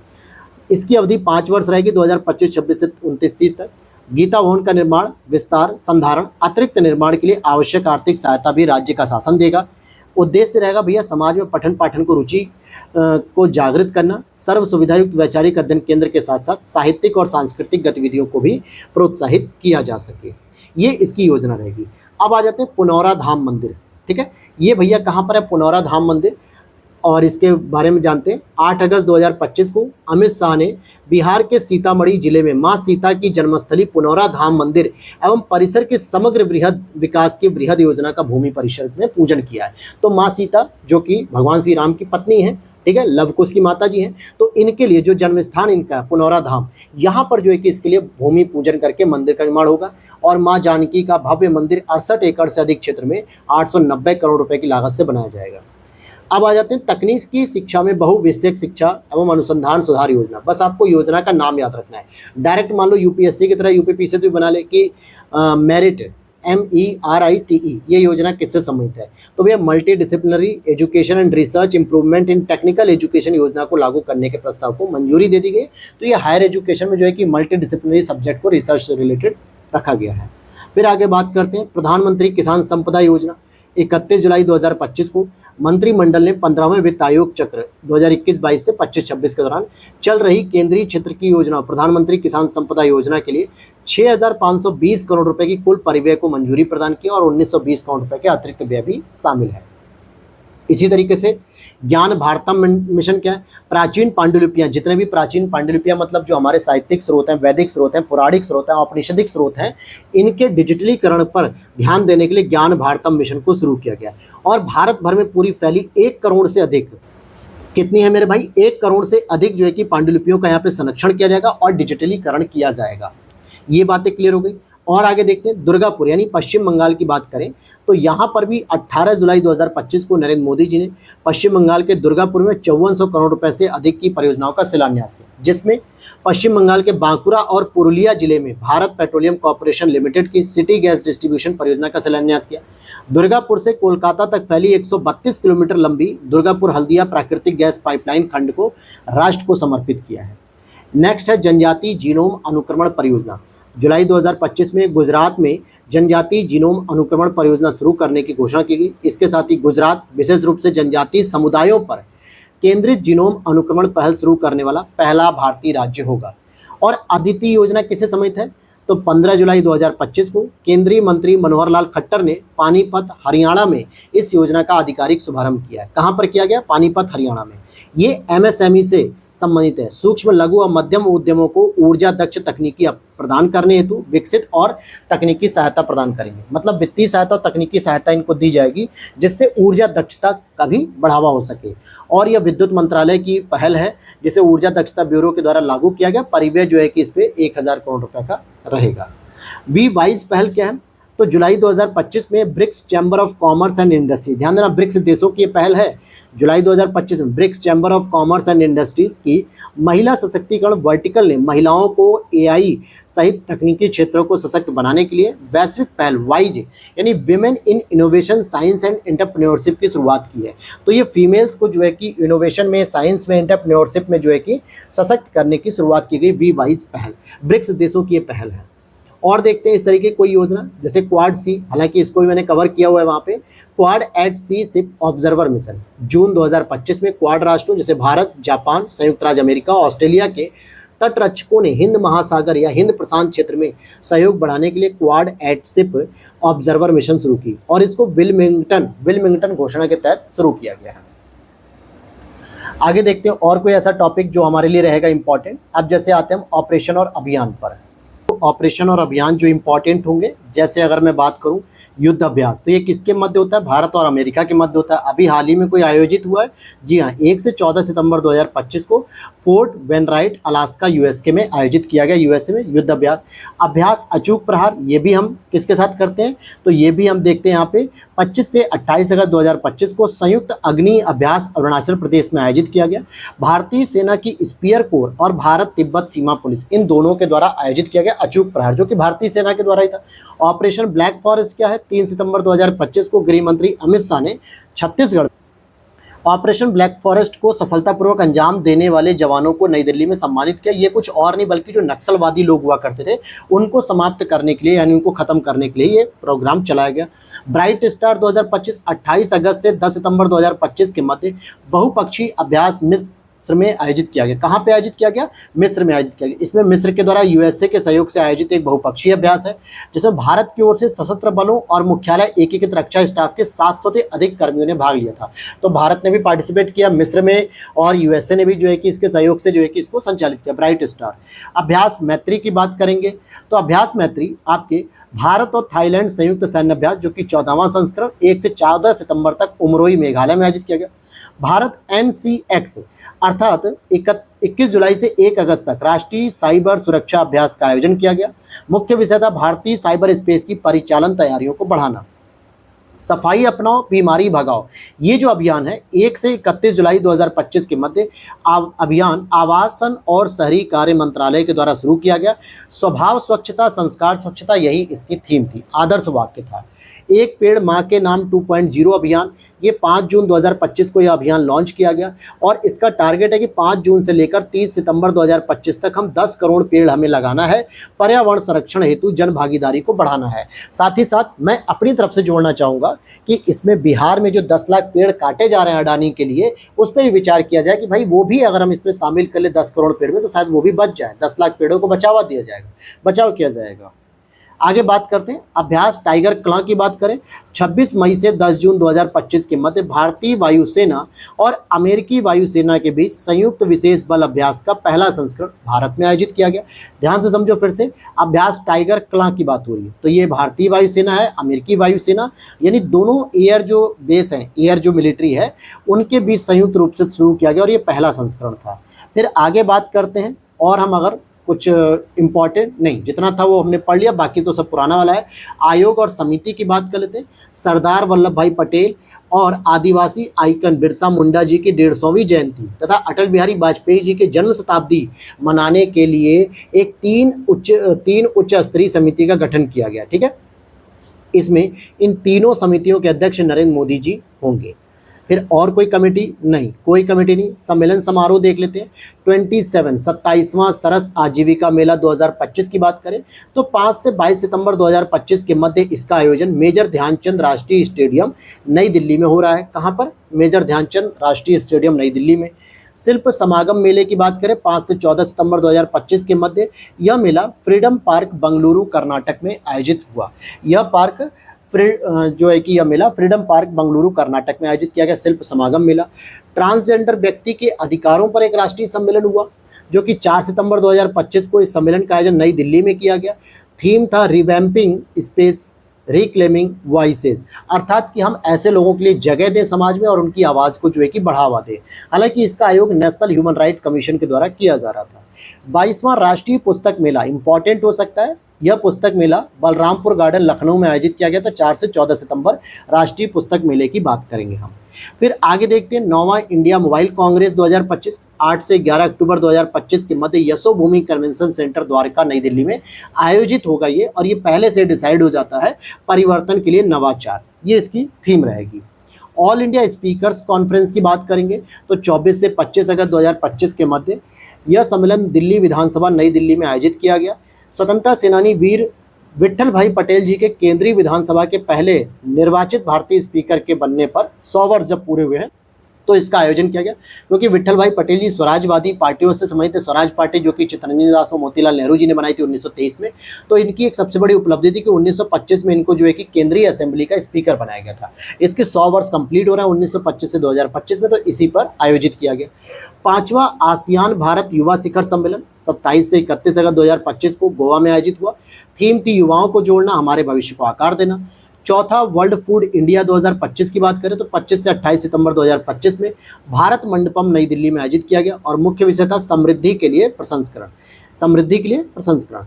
नेक्स्ट है युवा बौद्ध विद्वानों का तीसरा अंतर्राष्ट्रीय सम्मेलन जो कि 22 अगस्त 2025 को आयोजित हुआ नई दिल्ली में, और 21वीं सदी में बुद्ध धम्म में ज्ञान संचरण। फिर यहाँ पर MS स्वामीनाथन शताब्दी अंतर्राष्ट्रीय सम्मेलन की बात करें तो 7 से 9 अगस्त 2025 के मध्य नई दिल्ली में आयोजित हुआ। Evergreen revolution the pathway to bio happiness, क्या है थीम इसकी? Evergreen revolution the pathway to bio happiness. Narendra Modi ji ने इस कार्यक्रम का उद्घाटन किया स्वामीनाथन शताब्दी अंतर्राष्ट्रीय सम्मेलन की। पहला बिम्स्टेक पारंपरिक संगीत महोत्सव कहाँ आयोजित हुआ? तो 4 अगस्त 2025 को भारत मंडपम नई दिल्ली में आयोजित किया गया। विदेश मंत्रालय और भारतीय सांस्कृतिक संबंध परिषद द्वारा आयोजित सप्तसुर 7 राष्ट्र 1 राग, सप्तसुर का मतलब 7 राष्ट्र जो इसमें बिम्स्टेक के पार्टिसिपेट है, जैसे भारत हो गया, बांग्लादेश हो गया, भूटान है, श्रीलंका है, मालदीव है, म्यांमार है, इस तरीके के जो इसमें पार्टिसिपेट कर रहे हैं 7 देश, उन सभी 7 राष्ट्र का एक राग रहेगा। तो ये इसका थीम था। और यहाँ पर रामसर कन्वेंशन की बात करेंगे, इसके बारे में मैंने पूरा डिटेल से आप लोगों को पढ़ाया कि कैसे हर 3 साल में एक बार रामसर कन्वेंशन होता है। ठीक है, COP15 का आयोजन कहाँ पर हुआ? तो जिम्बाब्वे के विक्टोरिया फॉल्स में आयोजित किया गया। और आगे देख लेते हैं, यहाँ पर आदि तिरुवथरई महोत्सव, आदि तिरुवथरई महोत्सव 23 से 27 जुलाई 2025 के मध्य यह महोत्सव तमिलनाडु के गंगईकोंड चोलपुरम में आयोजित किया गया। इसका आयोजन संस्कृति मंत्रालय भारत सरकार के द्वारा महान चोल सम्राट राजेंद्र चोल प्रथम की जयंती के अवसर पर किया गया। किसकी? राजेंद्र चोल प्रथम की जयंती।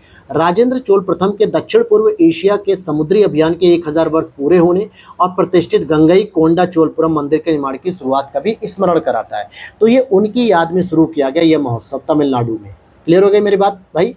आगे चलते हैं हम और देखते हैं केंद्रीय विश्वविद्यालयों के कुलपतियों का एक सम्मेलन हुआ है। 10 से 11 जुलाई 2025 को यह सम्मेलन हुआ। यह सम्मेलन केवड़िया गुजरात में आयोजित किया गया। और देखते हैं पूर्वी क्षेत्रीय परिषद की 27वीं बैठक कहाँ पे की गई थी, तो 10 जुलाई 2025 को इस बैठक का आयोजन रांची झारखंड में किया गया। आगे देखते हैं ISA की 7वीं क्षेत्रीय समिति की बैठक 2025 जो कि 15 से 17 जुलाई को यह बैठक कोलंबो श्रीलंका में आयोजित हुई। थीम थी विविधता और अवसर के क्षेत्र में सौर सहयोग को और आगे बढ़ाया जाए। और इसमें देखते हैं कोई इंपॉर्टेंट है तो नहीं भैया, जो भी थे वो ऑलरेडी हम लोगों ने पुराने वाले टॉपिक में कवर कर लिया है, क्योंकि इसके बाद हमारा जून वगैरह शुरू होता है जो हमने ऑलरेडी पढ़ रखा है। ठीक है, तो ये सारी चीज़ें हो गई। अब आते हैं हम कुछ संधियों की बात कर लेते हैं भैया। संधि समझौते भी इंपॉर्टेंट होते हैं, इनको चर्चा में देखते हैं। तो DP, IIT और ICIC इनके मध्य एक समझौता हुआ है। DP, IIT और ICIC बैंक के मध्य एक समझौता हुआ। क्या समझौता है?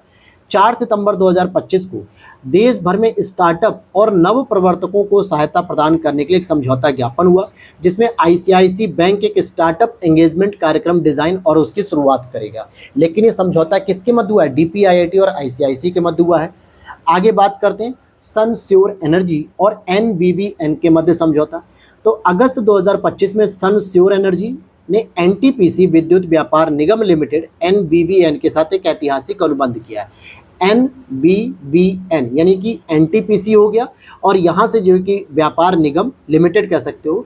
तो इनके साथ एक ऐतिहासिक जो अनुबंध किया है, किसने? सनस्योर एनर्जी ने। ये इंपॉर्टेंट इसलिए हो सकता है क्योंकि यूपी स्पेशल का प्रश्न बन सकता है। उत्तर प्रदेश के झांसी जिले के गरौठा सब में लगभग 400/220 kV पर 125 मेगावाट/500 मेगावाट घंटे की बैटरी ऊर्जा भंडारण प्रणाली स्थापित की जा रही है। इस तरीके की BSNL और NRL के मध्य एक समझौता किया गया है। अगस्त 2025 में भारत संचार निगम लिमिटेड BSNL और नुमालीगढ़ रिफाइनरी लिमिटेड जो कि गुवाहाटी असम में है, इनके मध्य एक समझौता किया गया। क्या कहा जा रहा है? NRL नुमालीगढ़ रिफाइनरी लिमिटेड और किसके? BSNL के मध्य एक समझौता किया गया है, जिसमें BSNL और NRL द्वारा रिफाइनरी क्षेत्र में भारत का पहला 5G captive non public network स्थापित किया जाएगा। 5G कैप्टिव नॉन पब्लिक जो नेटवर्क है इसे स्टैब्लिश किया जाएगा। और कुछ इंपॉर्टेंट समझौते जैसे UAE और भारत के मध्य एक समझौता हुआ है। तो भारत और संयुक्त अरब अमीरात के मध्य समझौता कैसा? 30 जुलाई 2025 को भारतीय तटरक्षक बल और संयुक्त अरब अमीरात के राष्ट्रीय गार्ड के मध्य नई दिल्ली में समुद्री सुरक्षा संरक्षा सहयोग पर एक समझौता ज्ञापन किया गया। तो भारत और UAE के मध्य समझौता हुआ। फिर माई भारत 2.0 प्लेटफॉर्म विकसित करने हेतु समझौता। 30 जून 2025 को युवा कार्यक्रम एवं खेल मंत्रालय ने माई भारत 2.0 प्लेटफॉर्म विकसित करने हेतु डिजिटल इंडिया कॉर्पोरेशन के साथ नई दिल्ली में एक समझौता ज्ञापन किया। तो इसमें क्या हो रहा है कि युवा कार्यक्रम और खेल मंत्रालय से संबंधित ये सारे प्रैक्टिसेस वगैरह कराई जाएंगी। कांगो रवांडा शांति समझौता 27 जून 2025 को वॉशिंगटन DC अमेरिका में डेमोक्रेटिक रिपब्लिक ऑफ कांगो और रवांडा के बीच ऐतिहासिक समझौता हुआ, क्योंकि इसमें जो है कि ट्रंप की मध्यस्थता को जो है कि बढ़ावा दिया गया। मिजोरम सरकार भी भाषणी समझौते से संबंधित हो गई है।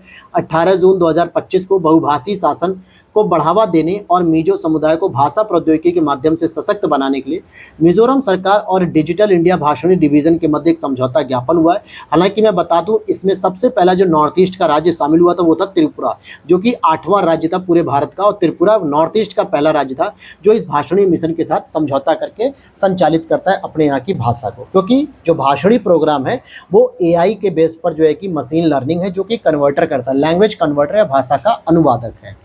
राइट, यहाँ पर ये बात क्लियर हो गई। चलो और देख लेते हैं कोई ऐसा टॉपिक जो अभी छूट गया और लेटेस्ट में, तो सारे के सारे पुराने आ रहे हैं। अब हम चलते हैं संघ और संगठन की तरफ। ठीक है, जल्दी ही आपका ये टॉपिक कंप्लीट हो जाएगा, जो संक्षिप्तियाँ चल रही है। फिर हम लोग स्पोर्ट्स को पढ़ेंगे और ये पूरी वीडियो एक ही क्लास में एक ही क्लास में कंप्लीट हो जाएगी सारे टॉपिक। अब यहाँ पर अगर आप देखोगे कि एशिया प्रशांत प्रसारण विकास संस्थान की बात कर रहे हैं, यानी एशिया प्रशांत में प्रसारण विकास संस्थान की अगस्त 2025 में भारत को एशिया प्रशांत प्रसारण विकास संस्थान के कार्यकारी बोर्ड का अध्यक्ष चुना गया है, और भारत ने इससे पहले भी इस पद को 2016 में संभाला था, यानी कि होस्ट किया था।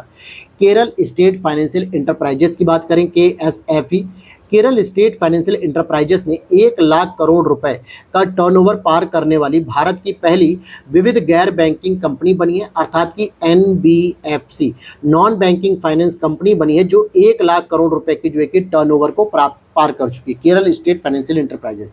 द रेजिस्टेंस फ्रंट की बात करेंगे, जिसने ये पहलगाम में जो आतंकी हमला हुआ था उसकी जिम्मेदारी ली थी। तो जुलाई 2025 में अमेरिकी विदेश मंत्रालय ने द रेजिस्टेंस फ्रंट को विदेशी आतंकवादी संगठन और विशेष चिन्हित वैश्विक आतंकवादी संगठन की सूची में से शामिल किया है। हालांकि टीआरएफ पाकिस्तान स्थित आतंकवादी संगठन लश्कर ए तैयबा का एक हिस्सा है, यानी कि छद्म रूप है, और टीआरएफ ने ही 22 अप्रैल 2025 को पहलगाम आतंकी हमले की जिम्मेदारी ली थी, जिसमें 26 लोगों की जान गई थी। 25 उसमें भारतीय थे और 1 उसमें नेपाली था। पूर्वी क्षेत्रीय परिषद की जो 27वीं बैठक अभी हम लोगों ने पढ़ा कि ये रांची झारखंड में हो रही है। सावित्रीबाई फूले राष्ट्रीय महिला एवं बाल विकास संस्थान की बात करें तो जुलाई 2025 में राष्ट्रीय जन सहयोग एवं बाल विकास संस्थान का अब आधिकारिक तौर पर नाम बदल दिया गया। राष्ट्रीय जन सहयोग एवं बाल विकास संस्थान का नाम अब सावित्रीबाई फूले एवं राष्ट्रीय महिला एवं बाल विकास संस्थान कर दिया गया है। 4 जुलाई 2025 को केंद्रीय मंत्री अन्नपूर्णा देवी ने रांची झारखंड में संस्थान के नए क्षेत्रीय केंद्र का भी उद्घाटन किया, यानी एक रीजनल सेंटर इसका रांची झारखंड में एस्टैब्लिश किया गया। मसरेक बैंक, दिस इज इंपॉर्टेंट, जुलाई 2025 में यूएई स्थित मसरेक बैंक को Gujarat international finance tech city gift city Gandhinagar Gujarat में एक नया international financial services centre bank unit खोलने की मंजूरी मिल गई है, और इस तरीके से मसरेक यूएई का एक पहला बैंक बन गया जो भारत में ओपन करेगा अपना centre. Sagarmala finance corporation limited की बात करें तो 26 जून 2025 को केंद्रीय मंत्री सर्बानंद सोनोवाल ने सागरमाला फाइनेंस कॉर्पोरेशन लिमिटेड का उद्घाटन किया, और यह भारत की पहली समुद्री क्षेत्र की गैर बैंकिंग वित्तीय कंपनी बन गई। अभी मैंने केरल वाली बताई थी जो 1 लाख टर्नओवर क्रॉस करके पहली ऐसी कंपनी बनी। दूसरा मैं आप बता रहा हूँ समुद्री क्षेत्र की जो पहली एनबीएफसी कंपनी है सागरमाला फाइनेंस कॉर्पोरेशन लिमिटेड। तीसरा एक और इंपॉर्टेंट है कि फ्लिपकार्ट जून 2025 में ई कॉमर्स कंपनी फ्लिपकार्ट को भारतीय रिजर्व बैंक के द्वारा आरबीआई के द्वारा एनबीएफसी का लाइसेंस दे दिया गया कि ताकि अब ये भी एनबीएफसी के रूप में काम कर सकेगी। तो यहाँ तक ये बात समझ में आ गई। तो चलो अब हम लोग आगे देखते हैं। देखो ये सब पुराना है, जिसमें अप्रैल 2025 का आंकड़ा है, या फिर अप्रैल 2025 है, जनवरी 2025 है, नवंबर 2024 है। तो ये सारी चीज़ें हम लोगों ने देख रखी है, ठीक। अब इसके बाद आता है ये आपका वर्ष और दिवस या सप्ताह। देखो इसमें कोई चीज़ रटने की चीज़ नहीं है, इसमें खुद आपको पढ़ना है। ये पीडीएफ मैं आपको टेलीग्राम पे जब पोस्ट कर दूंगा, टेलीग्राम का चैनल जो क्या है वो मैं आपको लिख देता हूँ यहाँ पर, ग्लैंस एकेडमी ऑफिशियल करके जब आप सर्च करेंगे, और उसमें आपको 16.1 के सब्सक्राइबर यानी कि 16,000 से अधिक सब्सक्राइबर देखेंगे, उसे आप ज्वाइन करोगे। यहाँ पर क्लास पोस्ट होने के बाद ही मैं इसकी पीडीएफ को पिन कमेंट में भी शेयर कर देता हूँ, और वहाँ पे पोस्ट कर देता हूँ हाईलाइट वर्ड लिख के। तो आप वहाँ से डाउनलोड करोगे तो पूरा का पूरा पढ़ना। देखो जो जो इंपॉर्टेंट है वो मैंने लगा रखे हैं, जो अभी जुलाई में, अगस्त में, सितंबर में, जून में जो हाईलाइट हुए 2025 के, इसमें मैं कोई रटवा नहीं सकता हूँ, बस केवल पढ़ूंगा। इससे बेहतर आप खुद पढ़ सकते हैं। इसमें कोई समझाने वाली या कोई टेक्निकलिटी चीज़ नहीं है कि कोई टेक्निकल चीज़ें हो जो आपको रिवाइज कराई जाए। तो ये सारी चीजें आपको पढ़नी है, ठीक है। बाकी इसके बाद आप देखोगे जून वगैरह के आ रहे हैं, तो आप इसको पुराने वाली वीडियो से भी आप देख सकते हो। क्लियर है। तो इन सब चीज़ों को देखो, यहाँ पे अंतर्राष्ट्रीय जो महत्वपूर्ण दिवस वगैरह है, कुछ नहीं है, केवल बस आपको रटना है। तो मैं रटवाऊँ चाहे आप रटो, बात एक ही। जहाँ पे थोड़ी सी टेक्निकल चीज़ है, जहाँ पे लगता है कि यार ये इंपॉर्टेंट चीज़ है, वो मैंने हाईलाइट कर दी है यहाँ पे। तो इनको आपको खुद से पीडीएफ को डाउनलोड करके याद कर लेना। स्पेशली ये वाले तो जरूर याद करना जो मैंने हाईलाइट किए हुए, ठीक है, क्योंकि ऐसा हो सकता है कि ये प्रश्न पूछे जा सकते हैं। ठीक इसी प्रकार से कुछ पुस्तकें हैं जो आपको याद करनी, जैसे ऑपरेशन सिंदूर के बारे में बात करेंगे, the untold story of India's deep strikes inside Pakistan, तो किसने लिखी? Lieutenant general KGS Tiny Dhillon ने लिखी। Mother Mary comes to me Arundhati Roy की है। The Chola tigers avengers of Somnath Amish Tripathi. 107 days Kamala Harris जो कि उपराष्ट्रपति हैं, ठीक है। तो ये सारी चीज़ें जो है कि आपको पढ़ लेनी है। ये बुक्स वगैरह हैं जो मैंने लगा रखी है, वो भी आपको पढ़नी है, ठीक है। और जैसे the book of killings, the Mahabharata trilogy Amit Raj Majumdar की है। MS Swaminathan, the man who fed India, Priyamvada Jayakumar की है। तो ये आपको कुछ पुस्तकें हैं, और बाकी जो पुस्तक से पुराने वाले टॉपिक मैंने कवर किया, हाईलाइट किया। और अब उसके बाद हमारा स्पोर्ट्स का सेक्शन शुरू हो रहा है, ठीक है। तो अब हम लोग इसे भी लगातार, मतलब 1 घंटे 10 मिनट के लगभग आसपास क्लास बन चुकी है, तो थोड़ा सा और पेशेंस रखिएगा। इसमें देखो सारे स्पोर्ट्स नहीं पढ़ने, पहली चीज़। और सबसे बड़ी बात क्या है ना, आप लोग जब पढ़ते हो तो बहुत कंफ्यूज रहते हो कि सर हम कौन सा अवार्ड पढ़ रहे हैं, कौन सा गेम पढ़ रहे हैं, कौन से जो है कि खिलाड़ी के नाम पढ़ रहे हैं, हम लोग कुछ याद ही नहीं हो पाता है। तो मैं क्या करूँगा, इसको इस बार इस तरीके से समझाते हुए चलूँगा ताकि आपको साथ के साथ याद होता चले।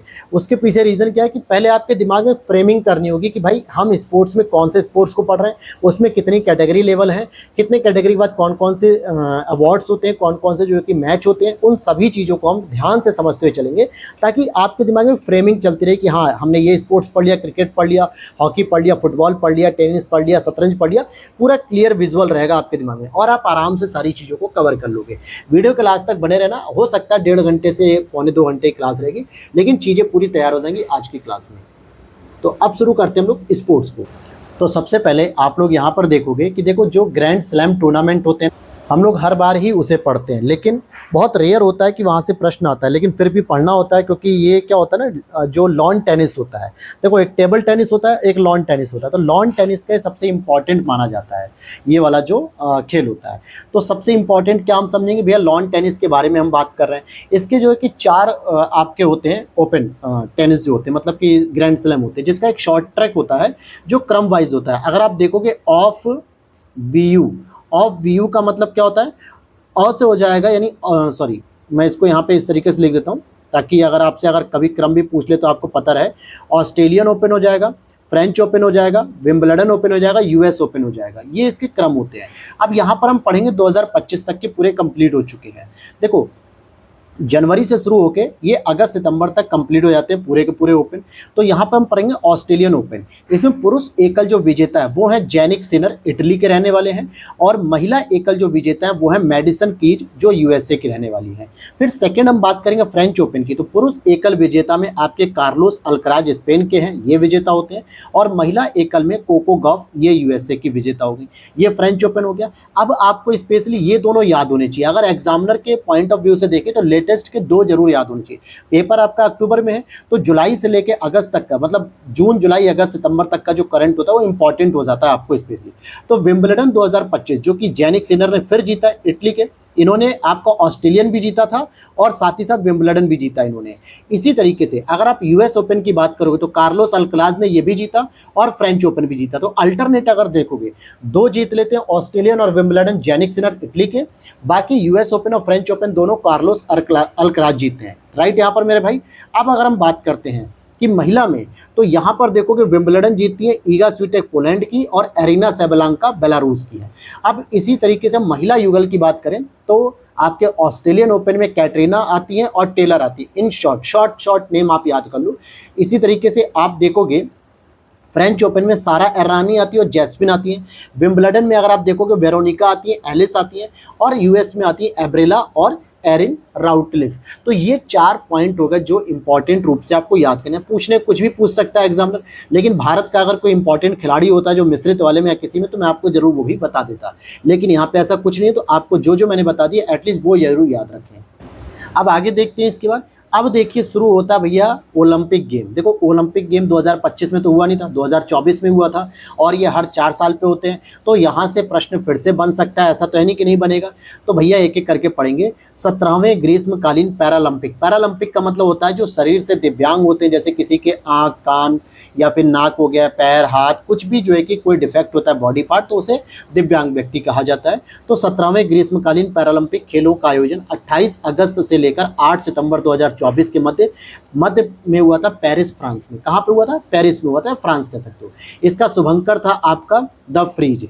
भारत की तरफ से जो उद्घाटन समारोह में भारतीय ध्वजवाहक थे वो सुमित अंतिल जी थे जो पैरा भाला फेंक थे, और भाग्यश्री जाधव जो कि पैरा शॉटपुट से थी। मतलब ये उनके खेल भी लिखे हुए, सुमित अंतिल और भाग्यश्री। अगर हम बात करते हैं कि पेरिस पैरालंपिक में भारत का प्रदर्शन, लेकिन उससे पहले हम जानना चाहेंगे कि भैया सर्वाधिक सफल एथलीट कौन रहा, पैरा एथलीट। तो चीन की एक महिला थी जो पैरा तैराक है, जिसने 7 गोल्ड मेडल जीतकर पेरिस 2024 के पैरालंपिक खेलों के सर्वाधिक सफल पैरा एथलीट का दर्जा हासिल किया, जो कि कहाँ की थी? चीन की थी। महिला तैराक है, 7 गोल्ड जीते। अब आते हैं इंडिया के प्रदर्शन की। तो भारत ने भी 7 गोल्ड, 9 रजत और 13 कांस्य पदक जीते थे। टोटल 29 हो गए। पदक तालिका में अगर हम क्रम की बात करें, पहले नंबर पे चीन है, दूसरे पे ग्रेट ब्रिटेन, तीसरे पे यूएस होता है, और 18 नंबर पे, ध्यान देना 18वें नंबर पे भारत का नंबर आता है, जिसमें 7 गोल्ड, 9 आपके रजत और 13 आपके कांस्य जिनको हम ब्रोंज कहते हैं, ब्रॉन्ज, और टोटल आपके 29 अवार्ड्स हो जाते हैं। कितने हो गए मेरे भाई? 29 अवार्ड्स हो गए कंप्लीट। अब आ जाओ भारतीय स्वर्ण पदक विजेता की बात कर लेते हैं कि जो ये 7 गोल्ड जीते वो कौन कौन कैंडिडेट था। इसमें अवनी लेखरा जी होती हैं जो कि पैरा निशानेबाजी में आती हैं, सुमित अंतिल जी होते हैं जो कि पैरा एथलीट होते हैं जो कि मुख्य रूप से भाला फेंकते हैं और ये आपके उद्घाटन समारोह में भी भारतीय ध्वजवाहक थे। साथ ही साथ इसमें हरविंदर सिंह जी भी हैं जो कि पैरा तीरंदाज हैं, नीतीश कुमार है जो कि पैरा बैडमिंटन है, धर्मवीर जी हैं जो कि पैरा एथलीट हैं और Praveen Kumar, this is important है। क्यों इंपॉर्टेंट है अभी बता देता हूँ। नवदीप सिंह भी इंपॉर्टेंट है। देखो प्रवीण कुमार जी जो हैं पैरा एथलेटिक्स है और ये पुरुष है ऊंची कूद T64 यानी ऊंची कूद से समझते हैं। क्यों ऐसा कह रहा हूँ, क्योंकि ये आपके उत्तर प्रदेश के ग्रेटर जो गौतम बुद्ध नगर है वहाँ के रहने वाले, तो उत्तर प्रदेश से रहने वाले, पैरालंपिक है प्लस गोल्ड मेडलिस्ट है, तो ये इंपॉर्टेंट एक प्रश्न हो गया यूपी के लिए। साथ ही साथ नवदीप सिंह जी को आपने सुना होगा जो उनकी वीडियो एक वायरल हुई थी जिसमें उन्होंने कुछ गाली दी थी। क्यों? क्योंकि वो उनका जोश था, वो उनका जो है कि भारत के प्रति प्रेम था कि भाई मुझे भारत को एक गोल्ड मेडल देना ही देना है भाला फेंक में, तो उस लिए, और ये काफ़ी वायरल हुई थी इनकी जो है कि ये क्लिप। तो पैरा एथलेटिक्स है, पुरुष भाला फेंक F41। क्लियर होगी मेरे भाई? तो ये नवदीप सिंह जी का था। अगला पैरालंपिक लॉस एंजलिस में होगा US 2028 में। ध्यान देना कि हरविंदर सिंह पैरा तीरंदाज, अप्रीति पाल पैरा धावक, इन दोनों ने समापन समारोह में भारतीय ध्वजवाहक के रूप में थे। उद्घाटन में थे आपके भाग्यश्री जाधव और सुमित अंतिल। अंतिम जब समापन हुआ हरविंदर सिंह और प्रीति पाल हो गए। क्लियर? अब आते हैं नॉर्मल लोग जो कि एकदम पूरे शारीरिक रूप से स्वस्थ हैं, उनके पैरालंपिक गेम की बात करेंगे तो 33वें ग्रीष्मकालीन ओलंपिक खेल, इसका भी आयोजन 26 जुलाई से 11 अगस्त 2024 में पेरिस फ्रांस में ही किया गया। इसका जो सिंबॉलिक था शुभंकर वो ओलंपिक फ्रीज था। उद्घाटन समारोह में आपकी बैडमिंटन स्टार PV सिंधु जी और टेबल टेनिस खिलाड़ी अचंत शरद कमल भारतीय ध्वजवाहक थे। ध्यान देना कि मैं इस समय जो आपको पढ़ा रहा हूँ वो पैरालंपिक खेल नहीं है, केवल ओलंपिक है जिसमें सभी लोग शरीर से स्वस्थ होने वाले वही इसमें पार्टिसिपेट करते हैं। आगे बढ़ने से पहले हम सर्वाधिक सफल एथलीट के रूप में देखेंगे और महिला एथलीट के रूप में। लियोन मर्चेंट जो कि सबसे सफल एथलीट थे क्योंकि पुरुष तैराक हैं ये फ्रांस के, 4 इन्होंने गोल्ड मेडल जीते और 1 इन्होंने कांस्य पदक जीता पेरिस ओलंपिक 2024 में, सर्वाधिक सफल एथलीट बने। और सबसे अच्छी बात कि माइकल फेल्प्स जिनको मतलब ये माना जाता है कि मछली की गति से भी तेज चलते हैं, ऐसा माना जाता है। ये ओलंपिक खेलों के ही एक ही संस्करण में 4 स्वर्ण पदक जीतने वाले दूसरे तैराक हो गए कि एक ही मतलब संस्करण में आप 4-4 गोल्ड मेडल जीत लो। टोरी हस्के जो कि सर्वाधिक सफल महिला एथलीट बनी, ये US की महिला है जिन्होंने 3 गोल्ड और 2 रजत पदक जीत के 2024 की सर्वाधिक सफल महिला एथलीट बनी। तो ये तो हो गई सफलता की कहानी। अब भारत के प्रदर्शन की बात करेंगे हम लोग। देखो गगन नारंग जी जो कि पेरिस ओलंपिक 2024 में भारतीय दल के चीफ थे यानी प्रमुख थे। साथ ही साथ भारतीय निशानेबाज जो अभिनव बिंद्रा जी हैं इनको ओलंपिक मूवमेंट में उनकी उत्कृष्ट सेवाओं के लिए ओलंपिक ऑर्डर से सम्मानित किया गया। नेक्स्ट है भारत एक रजत पदक और 5 कांस्य पदक के साथ टोटल 6 पदक जीतने में सफल रहा। भारत को इस बार 0 गोल्ड मिला यानी कि कोई भी गोल्ड मेडलिस्ट नहीं हो सका। मनु भाकर की बात कर लेते हैं तो ओलंपिक खेलों में कोई भी पदक जीतने वाली ये पहली भारतीय महिला निशानेबाज है। अभी तक कोई भी ऐसी महिला निशानेबाज नहीं थी जिसने कोई पदक जीता पूरे भारतीय इतिहास में ओलंपिक खेलों में, लेकिन ये पहली महिला है जिन्होंने ओलंपिक में पदक भी जीता निशानेबाजी में। साथ ही साथ एक और इन्होंने कीर्तिमान स्थापित किया कि एक ही संस्करण में 2 पदक हासिल कर लिए एक साथ और दोनों ही कांस्य मिले, वो अलग बात है, लेकिन ये भी एक बड़ी उपलब्धि है इनके लिए। भारतीय पदक में बात करेंगे तो 1 पदक आपका पुरुष हॉकी टीम को मिलता है कांस्य का। नीरज चोपड़ा जी को एकमात्र अकेले ऐसे व्यक्ति जिनको रजत पदक मिलता है, बाकी सभी को तो कांस्य मिलता है। अगर हम बात करें पुरुष हॉकी टीम का क्या स्टेटस रहा तो भैया गोल्ड मेडल इनको मिला है नीदरलैंड्स को, सिल्वर मिला है आपको जर्मनी को और ब्रॉन्ज मिला है आपको इंडिया को। हरमनप्रीत सिंह जी भारतीय कप्तान है, इन्होंने सर्वाधिक गोल किए थे इस पूरी सीरीज में, 10 गोल किए थे। पदक तालिका में अगर हम बात करें, जैसे अभी हमने पैरा एथलीट की बात की थी, पैरालंपिक में 18वें नंबर पे भारत था, पहले नंबर पे चीन, दूसरे पे यूनाइटेड किंगडम, तीसरे पे US। यहाँ पर अगर आप देखोगे तो पहले पे USA है, दूसरे पे चाइना है, तीसरे पे जापान है और भारत का नंबर आता है 71 जहाँ पे 0 gold medal, 1 silver, 5 bronze, total 6 पदक इनको मिलते हैं। क्लियर हो गया? अब हम आगे बात करेंगे क्रिकेट की। अब जितने भी अवार्ड्स अगर हम अभी पढ़ेंगे वो क्रिकेट के रहेंगे, तो ध्यान से समझना। देखो ICC T20 वर्ल्ड कप भी क्या होता है, हर 2-3 साल पे होता है, 2 साल पे स्पेशली, लेकिन यहाँ पर जो है कि अभी हमने 2024 का T20 वर्ल्ड कप जीता था। वैसे प्रश्न बनने के चांसेस तो बहुत कम है, लेकिन कुछ बेसिक बातें जो मैं आपको बता दूं कि पहली चीज़ कि इसकी संयुक्त मेजबानी अमेरिका और वेस्ट इंडीज़ ने की थी, जो कि 9वां संस्करण था। 1 से 29 जून 2024 का आयोजित किया गया था। दक्षिण अफ्रीका को भारत ने 7 रनों से पराजित किया। इस तरीके से दूसरा T20 वर्ल्ड कप भारत जीतती है। पहला 2007 में ही जीता था भारत ने और दूसरा 2024 जीता है। जसप्रीत बुमराह को टूर्नामेंट का सर्वश्रेष्ठ खिलाड़ी घोषित किया गया। फाइनल हो गया। अब जितने भी अवार्ड्स हम पढ़ेंगे वो सारे के सारे क्रिकेट के ही चल रहे हैं, लेकिन सब नहीं पढ़ेंगे, कुछ इंपॉर्टेंट पढ़ेंगे। जैसे एंडरसन तेंदुलकर ट्रॉफी भी अब शुरू की गई है। 20 जून से 4 अगस्त 2025 के बीच में आयोजित की गई थी। मेजबान था इंग्लैंड, यानी इंग्लैंड में आयोजित की गई थी और हालांकि इसका जो परिणाम रहा वो ड्रॉ हो गया, यानी 2-2 मैच दोनों टीमें जीत गई। अब अगर हम देखते हैं व्यक्तिगत पुरस्कार में, अगर इस सीरीज की बात करें एंडरसन तेंदुलकर ट्रॉफी की, तो सबसे सर्वश्रेष्ठ खिलाड़ी थे शुभमन गिल भारत की तरफ से और हैरी ब्रूक इंग्लैंड की तरफ से। सर्वाधिक रन बनाते शुभमन गिल 754 रन। सर्वाधिक विकेट लेते मोहम्मद सिराज भारत की तरफ से जो 23 विकेट ले लेते हैं। अब आगे हम देखो इसमें कुछ कीर्तिमान हैं, उनको भी पढ़ लो। जैसे ऋषभ पंत, बहुत इन पे जो है कि आरोप लग रहा था आईपीएल में कि भैया 27 करोड़ का प्लेयर था, 27 रन नहीं बना पाए। उसी प्लेयर ने दोबारा कीर्तिमान स्थापित कर दिया। क्या स्थापित किया? ऋषभ पंत ने टेस्ट में सर्वाधिक 8 शतक लगाने वाले भारतीय विकेट कीपर बन गए। विकेट कीपर के तौर पर पहला ऐसा विकेट कीपर है जिसने पूरी सीरीज में 8 शतक लगाए। उसके बाद एक और इसने कीर्तिमान स्थापित किया कि किसी भी एक टेस्ट में, जैसे 2 पारियां होती ना, पहली पारी खेलेंगे फिर दूसरी पारी भी खेलते हैं, तो उसमें दोनों पारियों में शतक लगाने वाले पहले विकेट कीपर बन गए हैं। और वैश्विक स्तर पर ऐसा कीर्तिमान स्थापित करने वाले जिम्बाब्वे के एंडी फ्लावर के बाद दूसरे विकेट कीपर बल्लेबाज हैं जिन्होंने एक ही टेस्ट मैच में 2-2 पारियों में 2 शतक लगा दिए। अच्छी बात है। अब हम चलते हैं आगे। क्रिकेट की और बहुत सारे मैच आते हैं, लेकिन अगर हम बात करें कि भारतीय महिला क्रिकेट टीम का इंग्लैंड का दौरा जो अभी हाल ही में बीता है, तो महिला T20 की अगर हम बात करेंगे जो श्रृंखला हो रही थी उसमें भारत विजेता हो गया। सर्वश्रेष्ठ खिलाड़ी श्री चरणी थी। महिला का एक दिवसीय यानी ODI जिसे हम कहते हैं 50-50 ओवर का, इसमें भी भारत जीत गया और सर्वश्रेष्ठ खिलाड़ी इसमें हरमनप्रीत कौर थी।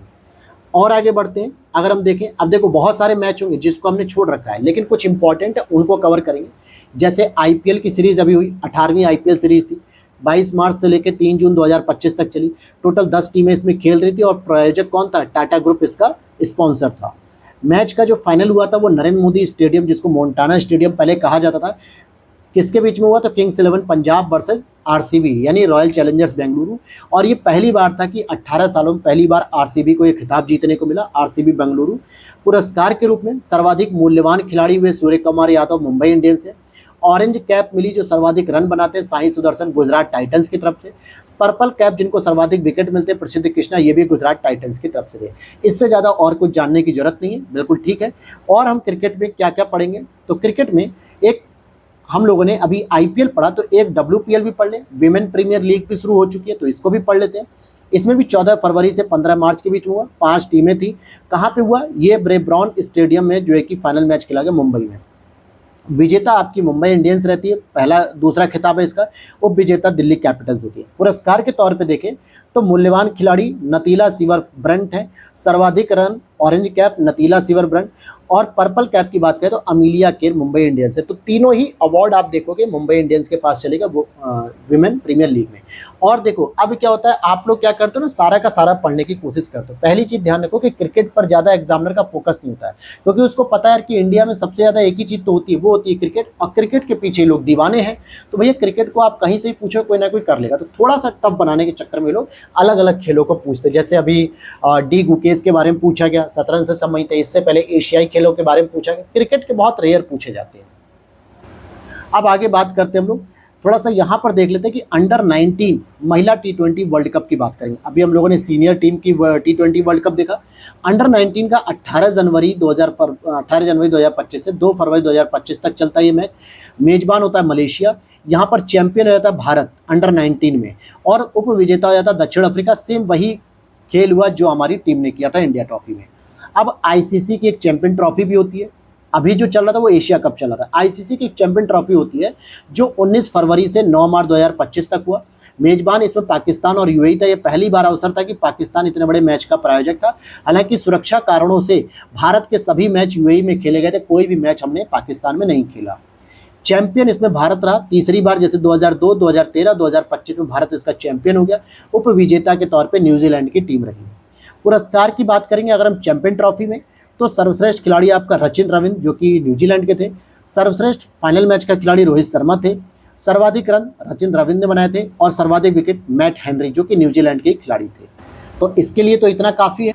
अब हम आगे और देखते हैं क्या क्रिकेट से संबंधित कुछ है। बिल्कुल, आईसीसी के अवार्ड्स भी कई बार इंपॉर्टेंट हो जाते हैं, पूछे जाते हैं। जैसे अभी डी गुकेश जी को पूछा गया भारत रत्न मेजर ध्यानचंद वाले पुरस्कार से संबंधित, तो आईसीसी के अवार्ड भी पता रहने चाहिए। देखो 27 जनवरी 2025 को अनाउंस किया गया 2024 के पूरे साल भर के प्रदर्शन के आधार पर। तो क्या क्या अवार्ड मिले, जैसे सर्वश्रेष्ठ पुरुष खिलाड़ी की बात करेंगे तो जसप्रीत बुमराह जी थे। सर्वश्रेष्ठ पुरुष टेस्ट खिलाड़ी की बात करेंगे तो ये भी जो है कि जसप्रीत बुमराह थे। सर्वश्रेष्ठ पुरुष ओडीआई खिलाड़ी की बात करेंगे तो अजमतुल्लाह ओमरजाई जो कि अफगानिस्तान के, और सर्वश्रेष्ठ टी20 पुरुष खिलाड़ी की बात करें तो अर्शदीप सिंह जी थे। ठीक है, बॉलर हैं ये। इसी तरीके से आईसीसी के कुछ महिला क्रिकेटर की बात करें तो वर्ष की सर्वश्रेष्ठ महिला खिलाड़ी अमिलिया केर न्यूजीलैंड के हैं। सर्वश्रेष्ठ महिला ओडीआई खिलाड़ी स्मृति मंधाना भारत की हैं। सर्वश्रेष्ठ महिला टी20 खिलाड़ी अमिलिया केर न्यूजीलैंड के। तो ये आपने आईसीसी अवार्ड भी देख लिए। अब इस आईसीसी अवार्ड से बाहर कुछ नहीं पूछेगा, अगर आईसीसी अवार्ड पूछ लिया गया तो, और आगे आपको जानने की ज़्यादा जरूरत तो है नहीं। अब हम लोग चलेंगे मेरे भाई हॉकी की तरफ। तो जितना भी हमने पढ़ा वो सारा का सारा क्रिकेट का था, लेकिन अगर मैं सारी चीज़ें पढ़ाता ना तो आप कंफ्यूज हो जाते हैं। तो केवल वो चीज़ें पढ़ा दी है मैंने जो इंपॉर्टेंट है और जहाँ से प्रश्न बनने के चांस रहेंगे, तो आप आराम से कर सकोगे। ठीक है, बाकी तो फिर किस्मत और एग्जामिनर के भरोसे है कि कितना पूछता है। अब दूसरा खेल शुरू होगा हमारा हॉकी का। हॉकी के बारे में अगर हम जानने की बात करें तो क्या क्या है, देखो हीरो हॉकी एशिया कप पुरुष 2025। देखो एशिया कप तो हो रहा है हॉकी का, लेकिन मेल का हो रहा है 2025 का, 29 अगस्त से 7 सितंबर तक हुआ है। राजगीर बिहार में हुआ है मेरे भाई। एशिया कप है एक तरीके से हॉकी का, और कहाँ पे हो रहा है, राजगीर बिहार में हुआ है। चैंपियन कौन है, भारत है इसका, और उप विजेता कौन है, दक्षिण कोरिया। अब आप कहोगे सर ये तो 7 सितंबर का, क्या पता ना पूछे। मेरे भाई ना पूछे चलेगा, परिणाम आखिरी दिन आया होगा, लेकिन स्पॉन्सरशिप वगैरह की जानकारी तो बहुत पहले मिल गई होगी। तो ये तो बन सकता है ना कि हीरो हॉकी एशिया कप पुरुष 2025 का आयोजन कहाँ पे किया गया, भारत में किया गया कि कहीं और किया। भारत में किया तो कौन सा राज्य किया, तो भैया बिहार किया, राजगीर में। तो इतना तो बन सकता है ना प्रश्न। और व्यक्तिगत पुरस्कार में देखोगे तो सर्वश्रेष्ठ खिलाड़ी आपके अभिषेक हैं। सर्वाधिक गोल आपके अनवर आकिमुल्ला जो कि मलेशिया के, उन्होंने किए। और सर्वश्रेष्ठ गोलकीपर का किम जिहान को मिला है अवार्ड। इतनी बात क्लियर होगी। और क्या हॉकी में सर हमें सब पढ़ना चाहिए, नहीं मेरे भाई सब नहीं पढ़ना चाहिए, कुछ इंपॉर्टेंट है। अब यहाँ पे आ जाओ कि सीनियर पुरुष राष्ट्रीय चैंपियनशिप जो कि इंडिया के नाम से होती है, ये आपके झांसी उत्तर प्रदेश में आयोजित हुई है। ठीक है, ये क्या होता है, भारत के अंदर ही अलग अलग राज्यों के बीच में कंपटीशन कराया था। तो लिखा भी है 15वीं हॉकी इंडिया सीनियर पुरुष राष्ट्रीय चैंपियनशिप। इससे पहले हमने एशिया कप पढ़ रहे थे जिसमें हमारा भारत जीतता है। क्लियर है, भारत ही जीतता है ना, हाँ भारत जीता है। यहाँ पर जो हम पढ़ रहे हैं अलग अलग स्टेट वाइज थे, तो इसमें विजेता हो गया हॉकी पंजाब टीम, उप विजेता मध्य प्रदेश। अगर हम उत्तर प्रदेश की बात करते तो मणिपुर हॉकी को हराकर उत्तर प्रदेश ने तीसरा स्थान हासिल किया।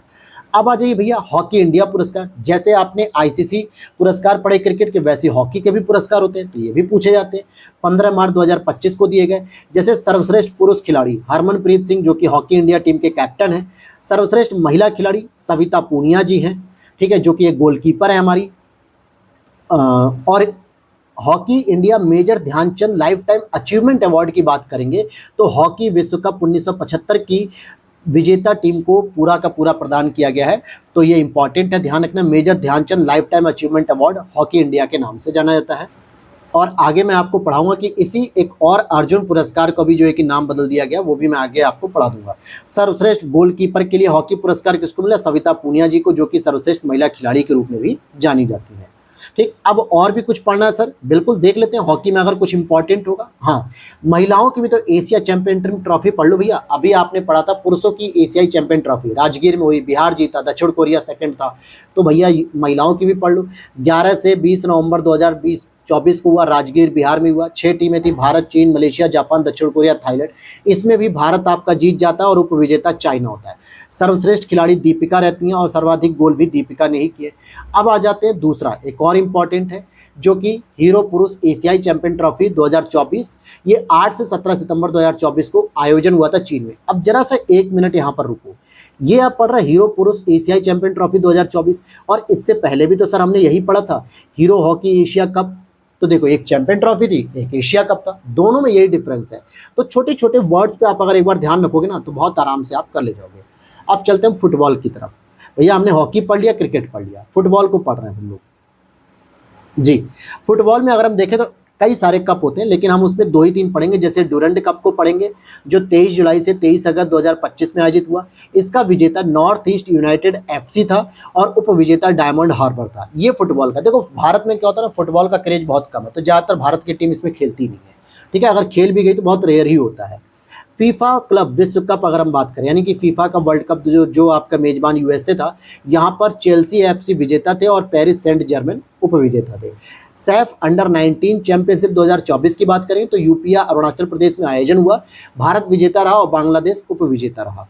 अब आ जाते हैं एक और, अखिल भारतीय फुटबॉल महासंघ के अंतर्गत जो पुरस्कार मिलता है, जैसे अभी हमने हॉकी के अवार्ड देखे, हरमनप्रीत को देखा, सविता पूनिया को देखा, या फिर आईसीसी चैंपियन ट्रॉफी की बात करें क्रिकेट की तो जसप्रीत बुमराह का नाम हमने देखा, ठीक है। तो इस तरीके के जो खिलाड़ियों के नाम देखे अर्शदीप के।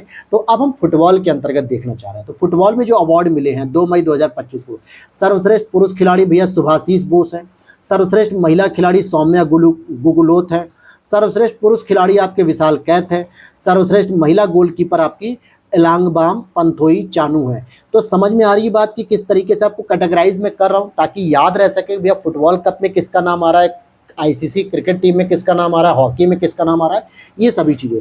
अब इससे ज़्यादा आपको फुटबॉल में पढ़ने की जरूरत नहीं है, तो अब हम चलेंगे सीधे बैडमिंटन में।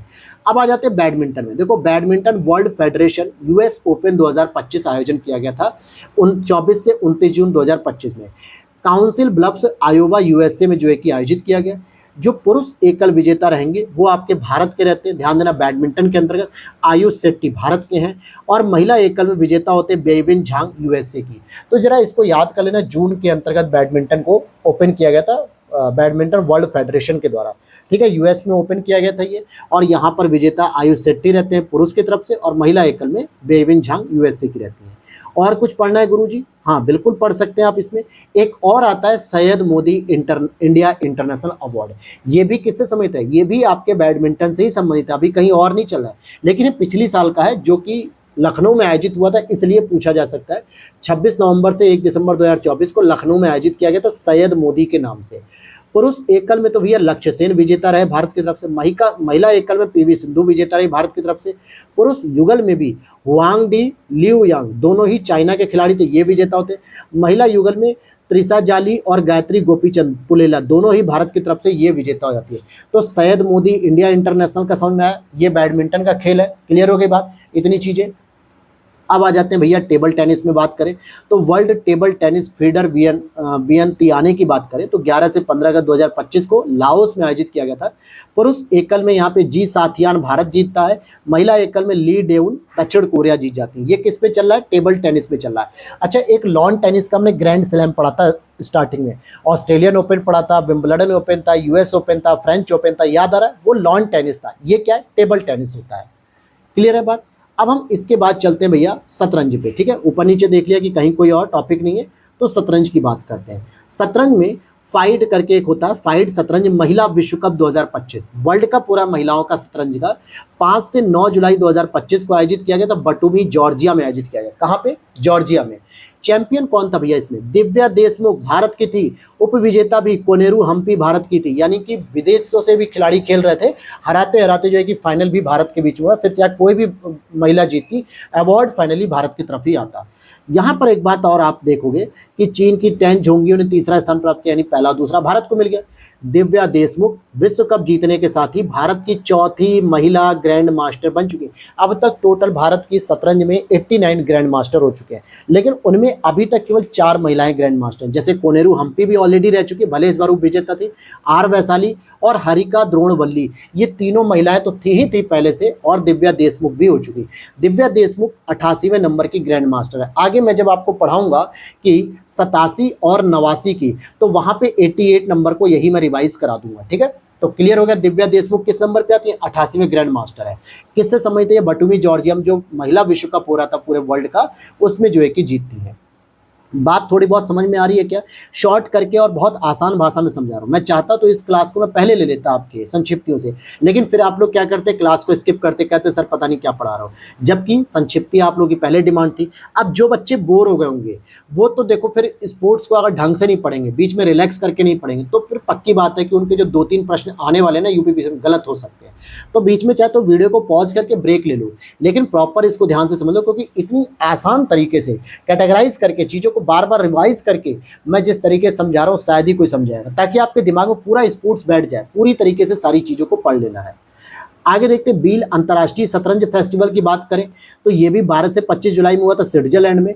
यहाँ पर विजेता रहे थे भारत के ही मुरली कार्तिकेयन, और उप विजेता भी रहे प्रणव आनंद, भारत के ही थे, तो अच्छी बात है यहाँ पर भी। अब सर और भी कोई पढ़ने, देखो हर महीने होते हैं कहीं ना कहीं, तो आपको सारे नहीं पढ़ने, जो इंपॉर्टेंट होंगे हम केवल उसी पे बात करेंगे, या जो फिर अभी लेटेस्ट में हुए हैं, ठीक है। अब यहाँ पर हम बात करते हैं, शतरंज की बात हो रही है तो भैया विश्व चैंपियनशिप की बात कर लेते हैं। अभी जरा याद करो यार, अभी मैंने आपको ये क्या पढ़ाया, ये पढ़ाया सर आपने फीडे शतरंज महिला विश्व कप, ठीक है, विश्व कप पढ़ाया। अब हम पढ़ेंगे विश्व चैंपियनशिप, जिसमें डी गुकेश जी का नाम आएगा, ठीक है। विश्व चैंपियनशिप की बात करेंगे, ये आप देखोगे 25 नवंबर से 12 दिसंबर 2024 में हुआ था। इसमें सिंगापुर में आयोजन किया गया था। विजेता थे हमारे गुकेश डी जी, जो कि 18 साल की उम्र में सबसे कम उम्र में बनने वाले पूरी दुनिया में चैंपियन हुए हैं भारत की तरफ से। और उप विजेता थे डिंग लीरेन, जो कि चाइना के थे। गुकेश जी ने एक इतिहास रचा, क्या कि 18वें विश्व शतरंज चैंपियन बन जाते हैं, 18वें विश्व शतरंज चैंपियन बनते हैं, और 18 वर्ष की उम्र में ये बनते हैं, और ये सर्वाधिक युवा विश्व शतरंज चैंपियन बने हैं। साथ ही साथ गुकेश जी विश्व शतरंज चैंपियन बनने वाले दूसरे भारतीय, क्योंकि इससे पहले ऑलरेडी विश्वनाथन आनंद जी 5 बार हमारे वर्ल्ड शतरंज चैंपियन रह चुके हैं। तो ये प्रश्न याद रख लेना मेरे भाई जरा ढंग से, ठीक है। अब शतरंज ओलंपियाड वगैरह ये सब मैं नहीं पढ़ा है, क्योंकि इसकी कोई खास जरूरत नहीं थी। अब हम पढ़ेंगे सीधे भारोत्तोलन की बात करेंगे। भारोत्तोलन यानी वेट लिफ्टिंग जिसको हम कहते हैं, राष्ट्रमंडल भारोत्तोलन चैंपियनशिप 2025। पहले वर्ड पे ध्यान दो, राष्ट्रमंडल की बात हो रही है, यानी कि जितने भी राष्ट्रमंडल जो देश हैं, जो ब्रिटिश औपनिवेशिक कंट्रीज हुआ करते थे, यानी कॉलोनीज होते थे, उन्हीं को राष्ट्रमंडल में शामिल किया गया। तो इसका आयोजन 24 से 30 अगस्त 2025 में अहमदाबाद गुजरात में हुआ। भारतीय सीनियर भारोत्तोलक इस चैंपियन में कुल 13 पदक जीत पाए, जिसमें 3 स्वर्ण पदक, 7 रजत और 3 कांस्य पदक जीते थे। तो जरा देख लेते हैं किसने किसने गोल्ड मेडल जीता। मीराबाई चानू जी ने जीता, अजित नारायण ने जीता, और अजय बाबू बल्लूरी ने जीता। अब एथलेटिक्स की बात करते हैं। देखो एथलेटिक्स में क्या होता है ना, कई सारे गेम होते हैं, इसमें क्या होते हैं, कई सारे गेम्स इसमें खेले जाते हैं एथलेटिक्स में। तो उनका अलग अलग जो है कि नाम ना लेकर सीधे एक एथलेटिक्स वर्ड यूज कर दिया जाता है कि हाँ भैया हम आपको क्या खिला रहे हैं, एथलेटिक्स स्पोर्ट्स ओपन कर रहे हैं। तो इसमें भी हम देखेंगे नीरज चोपड़ा क्लासिक, जो कि पहली बार हो रहा है, ठीक है। 5 जुलाई 2025 में बेंगलुरु में भारत की पहली अंतर्राष्ट्रीय भाला फेंक प्रतियोगिता। इसमें केवल भाला फेंकने की प्रतियोगिता होती है, और भारत के द्वारा की जा रही है, वर्ल्ड लेवल पर की जा रही है, अंतर्राष्ट्रीय स्तर पे, जिसमें सह आयोजक के रूप में नीरज चोपड़ा जी हैं, JSW स्पोर्ट्स हैं, भारतीय एथलेटिक्स महासंघ है, वर्ल्ड एथलेटिक्स है, ये सभी लोग इसमें शामिल होते हैं। नीरज चोपड़ा क्लासिक में भारत के द्वारा पहली बार किया रहा है। विजेता भी इसमें नीरज चोपड़ा जी होते हैं, 86.18 मीटर का गोल दागते हैं, भाला फेंकते हैं। उप विजेता आपके जूलियस येगो, जो कि केन्या के हैं। एक और होती है एथलेटिक्स चैंपियनशिप, जो कि ताइवान एथलेटिक्स ओपन के नाम से होता है, चीनी ताइपे में होता है। इसमें पदक तालिका में आपके पहले नंबर पे भारत होता है, 12 गोल्ड, 3 सिल्वर और 1 ब्रॉन्ज, टोटल 16 पदक हम जीत लेते हैं। ये एथलेटिक्स के बारे में आप पढ़ रहे हैं। अब आ जाओ, और भी कुछ पढ़ना सर एथलेटिक्स के बारे में, चलो एक और पढ़ लेते हैं। एशियाई एथलेटिक्स चैंपियनशिप, जो कि गोमी दक्षिण कोरिया में आयोजित की गई थी 27 से 31 में। यहाँ पर जो भारत की रैंक है, चाइना की पहले नंबर पे, भारत की दूसरे पे, तीसरे पे जापान। भारत ने 8 स्वर्ण, 10 रजत और 6 कांस्य के साथ टोटल 24 पदक जीत लिए थे। अब इसमें जो है कि आपको पूरी की पूरी जानकारी यहाँ पे पढ़ने की जरूरत नहीं है मेरे भाई, यहाँ तक बात क्लियर होगी। अब आ जाते हैं हम लोग शूटिंग में, निशानेबाजी में बात करेंगे। देखो अभी हम जो निशानेबाजी पढ़ रहे हैं, वर्ल्ड शूटिंग पैरा स्पोर्ट्स की बात करें। पैरा स्पोर्ट्स का मतलब क्या होता है, जो दिव्यांग व्यक्ति होते हैं उनके बारे में है। इनका भी एक विश्व कप हुआ है चांगवोन में। चांगवोन आपका दक्षिण कोरिया में जगह है, जो कि पैरा निशानेबाजी संबंधित 26 मई से 28 मई से 6 जून के मध्य हुआ था। तो क्या हुआ, वर्ल्ड शूटिंग पैरा स्पोर्ट्स। अब यहाँ पर अगर हम बात करें पदक तालिका की, तो पहले नंबर पे दक्षिण कोरिया आता है, दूसरे नंबर पे भारत होता है, 6 स्वर्ण, 9 रजत, 2 कांस्य, टोटल 17 पदक जीतते हैं हम लोग निशानेबाजी, वो भी कौन से में, पैरा निशानेबाजी जो शूटिंग होती है। और अगर हम देखते हैं इसमें कुछ इंपॉर्टेंट, तो अब आ जाते हैं मुक्केबाजी में। देखो कुछ तो यार पढ़ने हैं, मेन चीज़ों को ऐसे पढ़ो ना कि पूरा का पूरा अगर रटने लग गए ना तो पागल हो जाओगे। सच बता रहा हूँ, मैं जब इसको शॉर्ट नोट्स के रूप में कन्वर्ट कर रहा था, यानी कि शॉर्ट अगर इसको कर रहा था इंपॉर्टेंट पॉइंट से पीवाईक्यू उसको देख देख के, तो टाइम लग रहा था। तो सोचो अगर आप पूरा पढ़ने की कोशिश करोगे तो क्या हाल होगा। तो इसलिए पूरा नहीं पढ़ना है, इंपॉर्टेंट चीज़ें बस कवर करनी है, ठीक है। चलो भाई, और आज के बाद आपकी करंट अफेयर्स की क्लास का हेडेक भी खत्म हो जाएगा। पूरा करंट अफेयर्स कंप्लीट मैंने करा दिया है। तो वीडियो आप पूरे अच्छे से देखोगे तो अभी भी 10 दिन आपके पास पूरे समय, अपडेटेड वाला भी रिवीजन करिए, पुराना वाला भी रिवीजन करिए। मुक्केबाजी में विश्व मुक्केबाजी कब हो रहा था? कजाकिस्तान में 30 जून से 7 जुलाई 2025 को हुआ, अस्ताना कजाकिस्तान में। भारतीय मुक्केबाजों ने कुल 11 पदक जीते, जिसमें 3 गोल्ड, 5 रजत और 3 कांस्य। जो गोल्ड जीतने वाले जो लोग होते हैं वो साक्षी, जैस्मिन लोम्बोरिया और नुपुर, ये तीनों ही महिलाएं हैं जिन्होंने इस पदक को जीता है। अब भैया कोई और इंपॉर्टेंट बच रहा हो तो बता दो, नहीं तो फिर हम आगे चलते हैं। मेरे हिसाब से तो अब कुछ नहीं बचा। अब बचता है हमारा कुछ चर्चित व्यक्ति। क्या बचता है? चर्चित व्यक्ति। तो आ जाइए भैया, चर्चित खेल व्यक्ति की बात कर लेते हैं। सबसे पहले आपके खालिद जमील हैं, जो कि भारतीय पेशेवर फुटबॉल प्रबंधक और पूर्व खिलाड़ी रह चुके हैं। इन्हें वर्तमान में अखिल भारतीय फुटबॉल महासंघ द्वारा सीनियर पुरुष भारतीय राष्ट्रीय टीम का मुख्य कोच नियुक्त किया गया है, यानी ये फुटबॉल टीम के मुख्य कोच नियुक्त हो गए खालिद जमील जी। संजोग गुप्ता जी की बात करेंगे तो आईसीसी इंटरनेशनल क्रिकेट काउंसिल के मुख्य कार्यकारी अधिकारी भी नियुक्त किए गए। हालांकि आईसीसी के जो चेयरमैन है वो हमारे जैसा हैं, अमित शाह जी के बेटे जैसा हो चुके हैं। तो हमारे जो है कि मुख्य कार्यकारी अधिकारी भी भारतीय हो गए और चेयरमैन भी भारतीय हो गए आईसीसी के, संजोग गुप्ता हो गए। हरि कृष्णन ए रा एंड एस रोहित कृष्णा, इनकी बात करें तो हरि कृष्णन जी 87वें शतरंज ग्रैंड मास्टर बने हैं और एस रोहित कृष्णा जी ये आपके 89वें ग्रैंड मास्टर बने। लेकिन 88वें जो है कि ऊपर अभी हमने पढ़ा था दिव्या देशमुख जो कि महिला है, ये हमारी 88वें जो है कि ग्रैंड शतरंज बनती हैं या ग्रैंड मास्टर बनती हैं। और वीरेंद्र कंवर जी को देख लेते हैं, तो हिमाचल प्रदेश के खेल प्रशासक हैं। ये भारतीय वॉलीबॉल महासंघ का इनको अध्यक्ष चुना गया भारत की तरफ से। Mahendra Singh Dhoni ICC hall of fame में शामिल होने वाले जो है कि 11वें भारतीय खिलाड़ी बन गए। आईसीसी हॉल ऑफ फेम में उन्हीं लोगों को शामिल किया जाता है जो अपने पूरे करियर में सर्वश्रेष्ठ प्रदर्शन देते हैं, जिसमें कुछ ही सेलेक्टेड खिलाड़ी होते हैं। अब सोचो भारत में न जाने कितने खिलाड़ी रिटायर्ड हो गए, कितने खिलाड़ी वर्तमान में खेल रहे हैं, ठीक है, लेकिन फिर भी टोटल 11 खिलाड़ी शामिल हुए, जिसमें धोनी जी भी शामिल हो गए। ऐसा क्यों? अच्छा, एक और बात, हॉल ऑफ फेम में उन्हीं को शामिल किया था जिस दिन वो अंतर्राष्ट्रीय क्रिकेट मैच में अपना अंतिम मैच खेलते हैं, उसके बाद 5 वर्ष के बाद ही उसे शामिल किया था। 5 वर्ष में भी और भी चीज़ें उनकी ऑब्जर्वेशन की जाती हैं, तब जाके इनको शामिल किया था। और नो डाउट विकेट कीपिंग की, जो भारतीय टीम की जो विकेट कीपिंग है ना, उसको एक नए कीर्तिमान स्थापित कराया धोनी ने, नो डाउट। चाहे उनके ऊपर कितनी भी कंट्रोवर्सी हुई हो, लेकिन उसके विकेट कीपिंग करने का तरीका बिल्कुल ही चेंज किया उन्होंने भारतीय टीम का। और आज उसी की बदौलत जितने भी बढ़िया विकेट कीपर आ रहे हैं, चाहे आप देखो ऋषभ पंत को देख लो या फिर और भी क्रिकेटर्स को देखो, बेहतरीन होते जा रहे हैं वो लोग। ललित उपाध्याय की बात करेंगे, ये आपके यूपी स्पेशल हो सकता है। वाराणसी उत्तर प्रदेश के भारतीय हॉकी खिलाड़ी भी है ये। अंतर्राष्ट्रीय हॉकी से इन्होंने संन्यास की घोषणा की थी 23 जून 2025 को। इन्होंने 2014 से 25 तक के पूरे करियर में 183 मैच खेले और उसमें 67 गोल भी इन्होंने दाग दिए हैं। टोक्यो ओलंपिक 2020 इन्होंने खेला, पेरिस ओलंपिक 2024 भी इन्होंने खेला और इन दोनों में ही कांस्य पदक जीतकर ये भारतीय टीम के सदस्य रहे। टी दिलीप की बात करेंगे तो बीसीसीआई की बात करें तो इन्होंने टी दिलीप को बर्खास्त करने के 1 महीने बाद फिर से भारतीय सीनियर पुरुष टीम के फील्डिंग कोच के पद पर बहाल कर दिया गया। हालांकि पूरी टीम का जो मेन कोच है वो है इस समय गौतम गंभीर। अभी आपने एक रिएक्शन देखा होगा, वीडियो वायरल हो रही है, जब एशिया कप भारत जीतती है तो किस तरीके से गौतम गंभीर जो है कि उस टेबल को 3-4 बार हाथ जोर से पटकते हुए दिख रहे हैं। मतलब वो उनका एक जोश है, वो अपने कह सकते हैं कि उनकी मेहनत का परिणाम है कि किस तरीके से उन्होंने भारतीय टीम के साथ समन्वय स्थापित किया और भारतीय टीम को यहाँ पर एशिया कप जो है कि जिता दिया। ठीक है, तो उनका भी योगदान है भाई, कोच का योगदान जरूरी होता है। क्रिस्टियानो रोनाल्डो की बात करें तो भैया पुर्तगाल के फुटबॉल खिलाड़ी है। फोर्ब्स पत्रिका जो कि अमेरिका के द्वारा जारी की जाती है, फोर्ब्स पत्रिका के द्वारा सर्वाधिक कमाई करने वाले खिलाड़ियों की सूची में 2025 में इनको पहला स्थान मिला है भैया। LR श्रीहरि की बात करेंगे तो तमिलनाडु के शतरंज खिलाड़ी हैं, ये 86वें ग्रैंड मास्टर बने। 87वें भी मैंने आपको बता दिया था, 88वें जो है कि आपकी दिव्या जी हैं और 89 वाला भी मैंने आपको बता दिया था। केंटन पूल की बात करें तो 51 वर्षीय ब्रिटिश पर्वतारोही गाइड हैंगे। माउंट एवरेस्ट को रिकॉर्ड 19वीं बार इन्होंने फतह किया है। और कामी की रीता शेरपा, ये 55 वर्षीय नेपाली शेरपा हैं जिन्होंने माउंट एवरेस्ट को 31 बार फतह किया।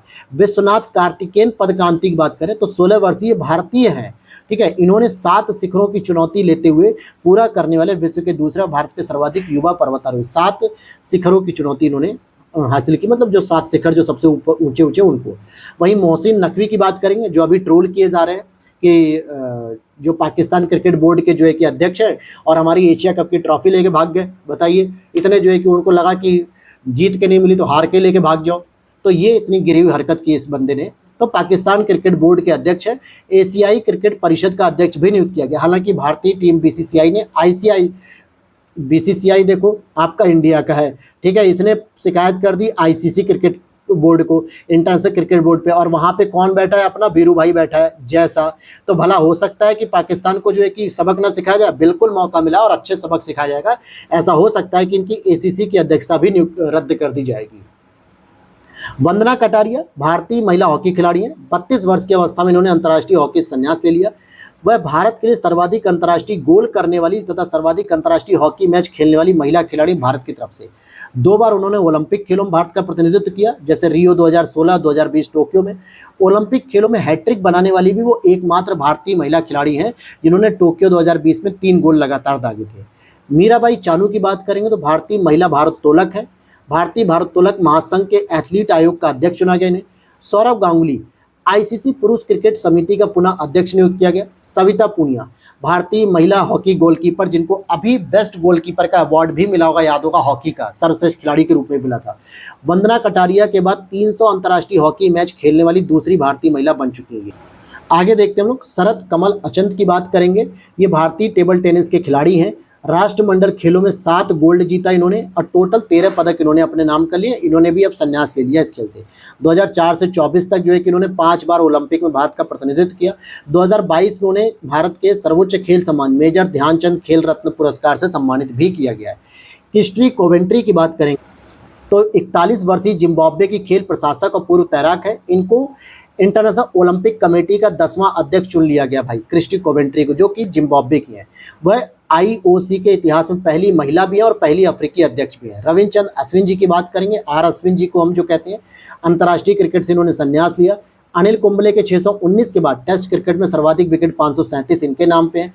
मुथैया मुरलीधरन के साथ वह टेस्ट क्रिकेट में सर्वाधिक 11 बार श्रीलंका श्रृंखला के सर्वश्रेष्ठ खिलाड़ी भी चुने गए।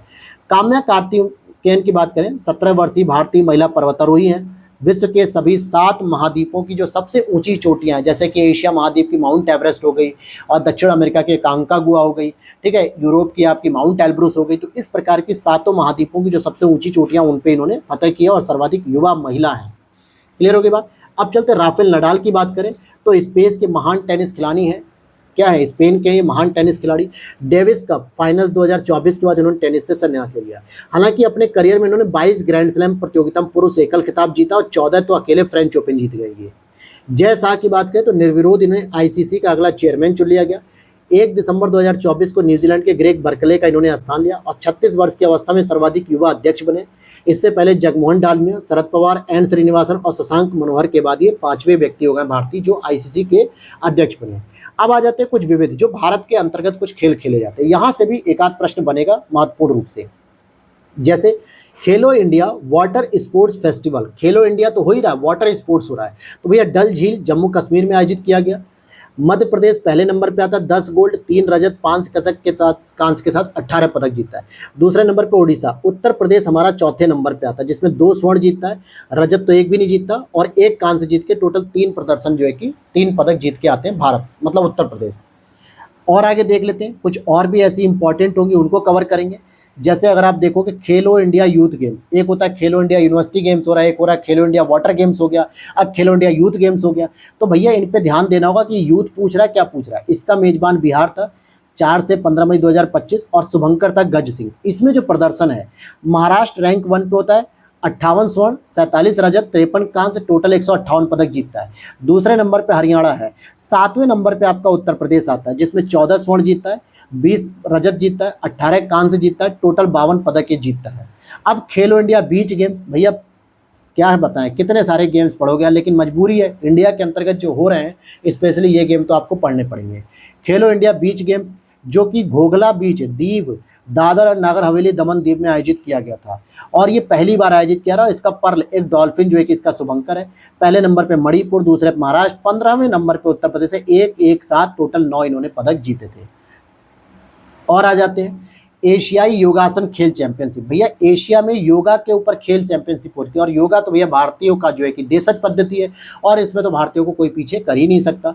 तो नई दिल्ली में आयोजित किया गया था। शुभंकर सिम्हा था, भारत ही पहले रैंक पे और जिसने 83 गोल्ड जीत लिया, 3 रजत और 1 कांस्य, टोटल जो है कि 87। मतलब भारत वाले का भैया हम तो खाली गोल्ड जीतेंगे, रजत और कांस्य दे दो, जिसको देना है दे दो, मंगोलिया, चीन, जापान, जिसको देना है दे दो, हमें तो खाली गोल्ड चाहिए। और सबसे अधिक गोल्ड जीता है भारत ने, और ऐसा गोल्ड जो कि ना तो ओलंपिक में जीता कहीं भारत ने, ना एशियाई खेलों में जीता, ना कॉमनवेल्थ में जीता, लेकिन यहाँ जीता है। क्योंकि भैया जो योगासन पद्धति है वो तो हमारी भारतीयों की देशज है, खून खून में बसी हुई है, तो इसमें तो हमें कोई नहीं हरा सकता।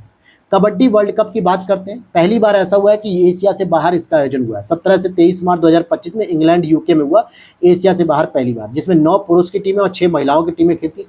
अच्छी बात है कि पुरुष कबड्डी में भी भारत विजेता रहता है और महिला कबड्डी में भी भारत विजेता रहता है। ठीक है। विश्व कबड्डी दिवस कब मनाया गया? तो 24 मार्च 2025 को मनाया गया। इसका थीम था team work makes over dream work. ठीक है। छठी एशियाई महिला कबड्डी चैंपियनशिप जो कि 6 से 8 मार्च 2025 को तेहरान में होती है और इसका विजेता भारत महिला होता है भारत की तरफ से, और उप विजेता आपके ईरान होती है।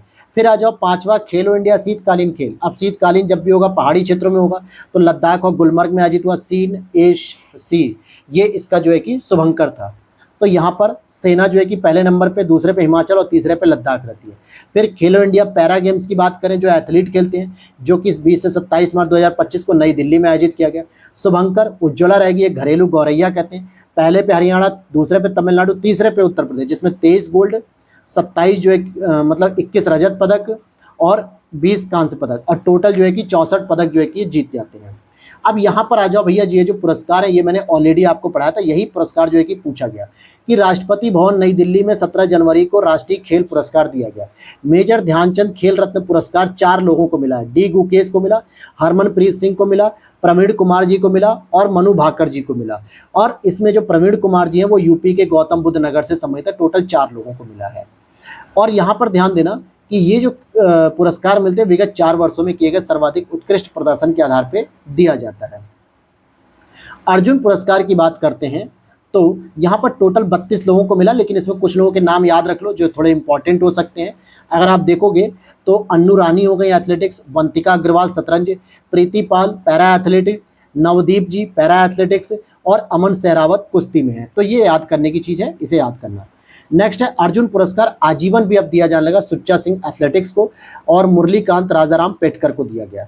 द्रोणाचार्य पुरस्कार सुभाष राणा जी को, दीपाली देश पांडे और संदीप सांगवान। राष्ट्रीय खेल प्रोत्साहन पुरस्कार physical education foundation of India को दिया गया। तो ये पूरा आपको याद कर लेना है। अगर मैं बात करूं 38वें राष्ट्रीय खेल 2025 जो कि 26 जनवरी से 14 फरवरी को हुआ, मेजबान उत्तराखंड है और शुभंकर इसके मौली है जो कि हिमालयी मोनाल पक्षी है।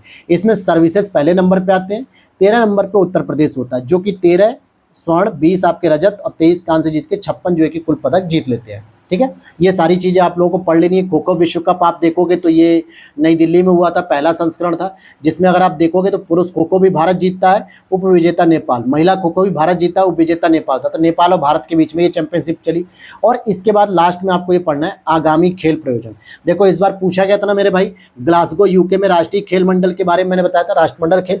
और अगर आप पुराने वाले में जाके देखोगे, जिन लोगों के पास मेरी पीडीएफ होगी, जिसमें मैंने पीडीएफ को हाईलाइट करके ही दिया था शॉर्ट नोट्स में, हैंड रिटन नोट्स में, क्योंकि टाइम नहीं था आरओ के एग्जाम में इसको लिखने का, तो वहां पर ये प्रश्न ऑलरेडी हाईलाइट किया हुआ, पहली बार ही हाईलाइट किया था कि ये प्रश्न आएगा ही आएगा और आ गया।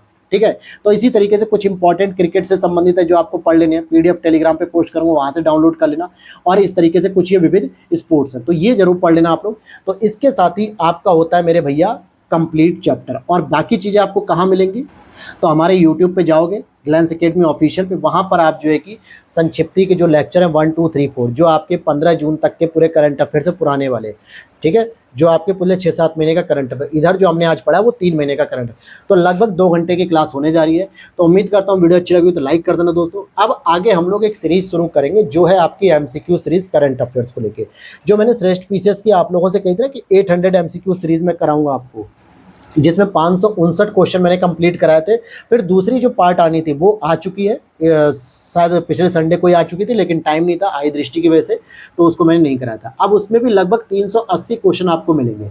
तो इस तरीके से देखोगे तो धीरे धीरे वो 900 से ऊपर क्वेश्चन पहुंच गए, और उन क्वेश्चन को अगर आप कर लोगे जिसमें आपको जून जुलाई अगस्त के बेहतरीन क्वेश्चन देखने को मिलेंगे, तो आपका करंट अफेयर से समझ के चलो बहुत अच्छा हो जाएगा। एटलीस्ट उसे जरूर कर लेना है।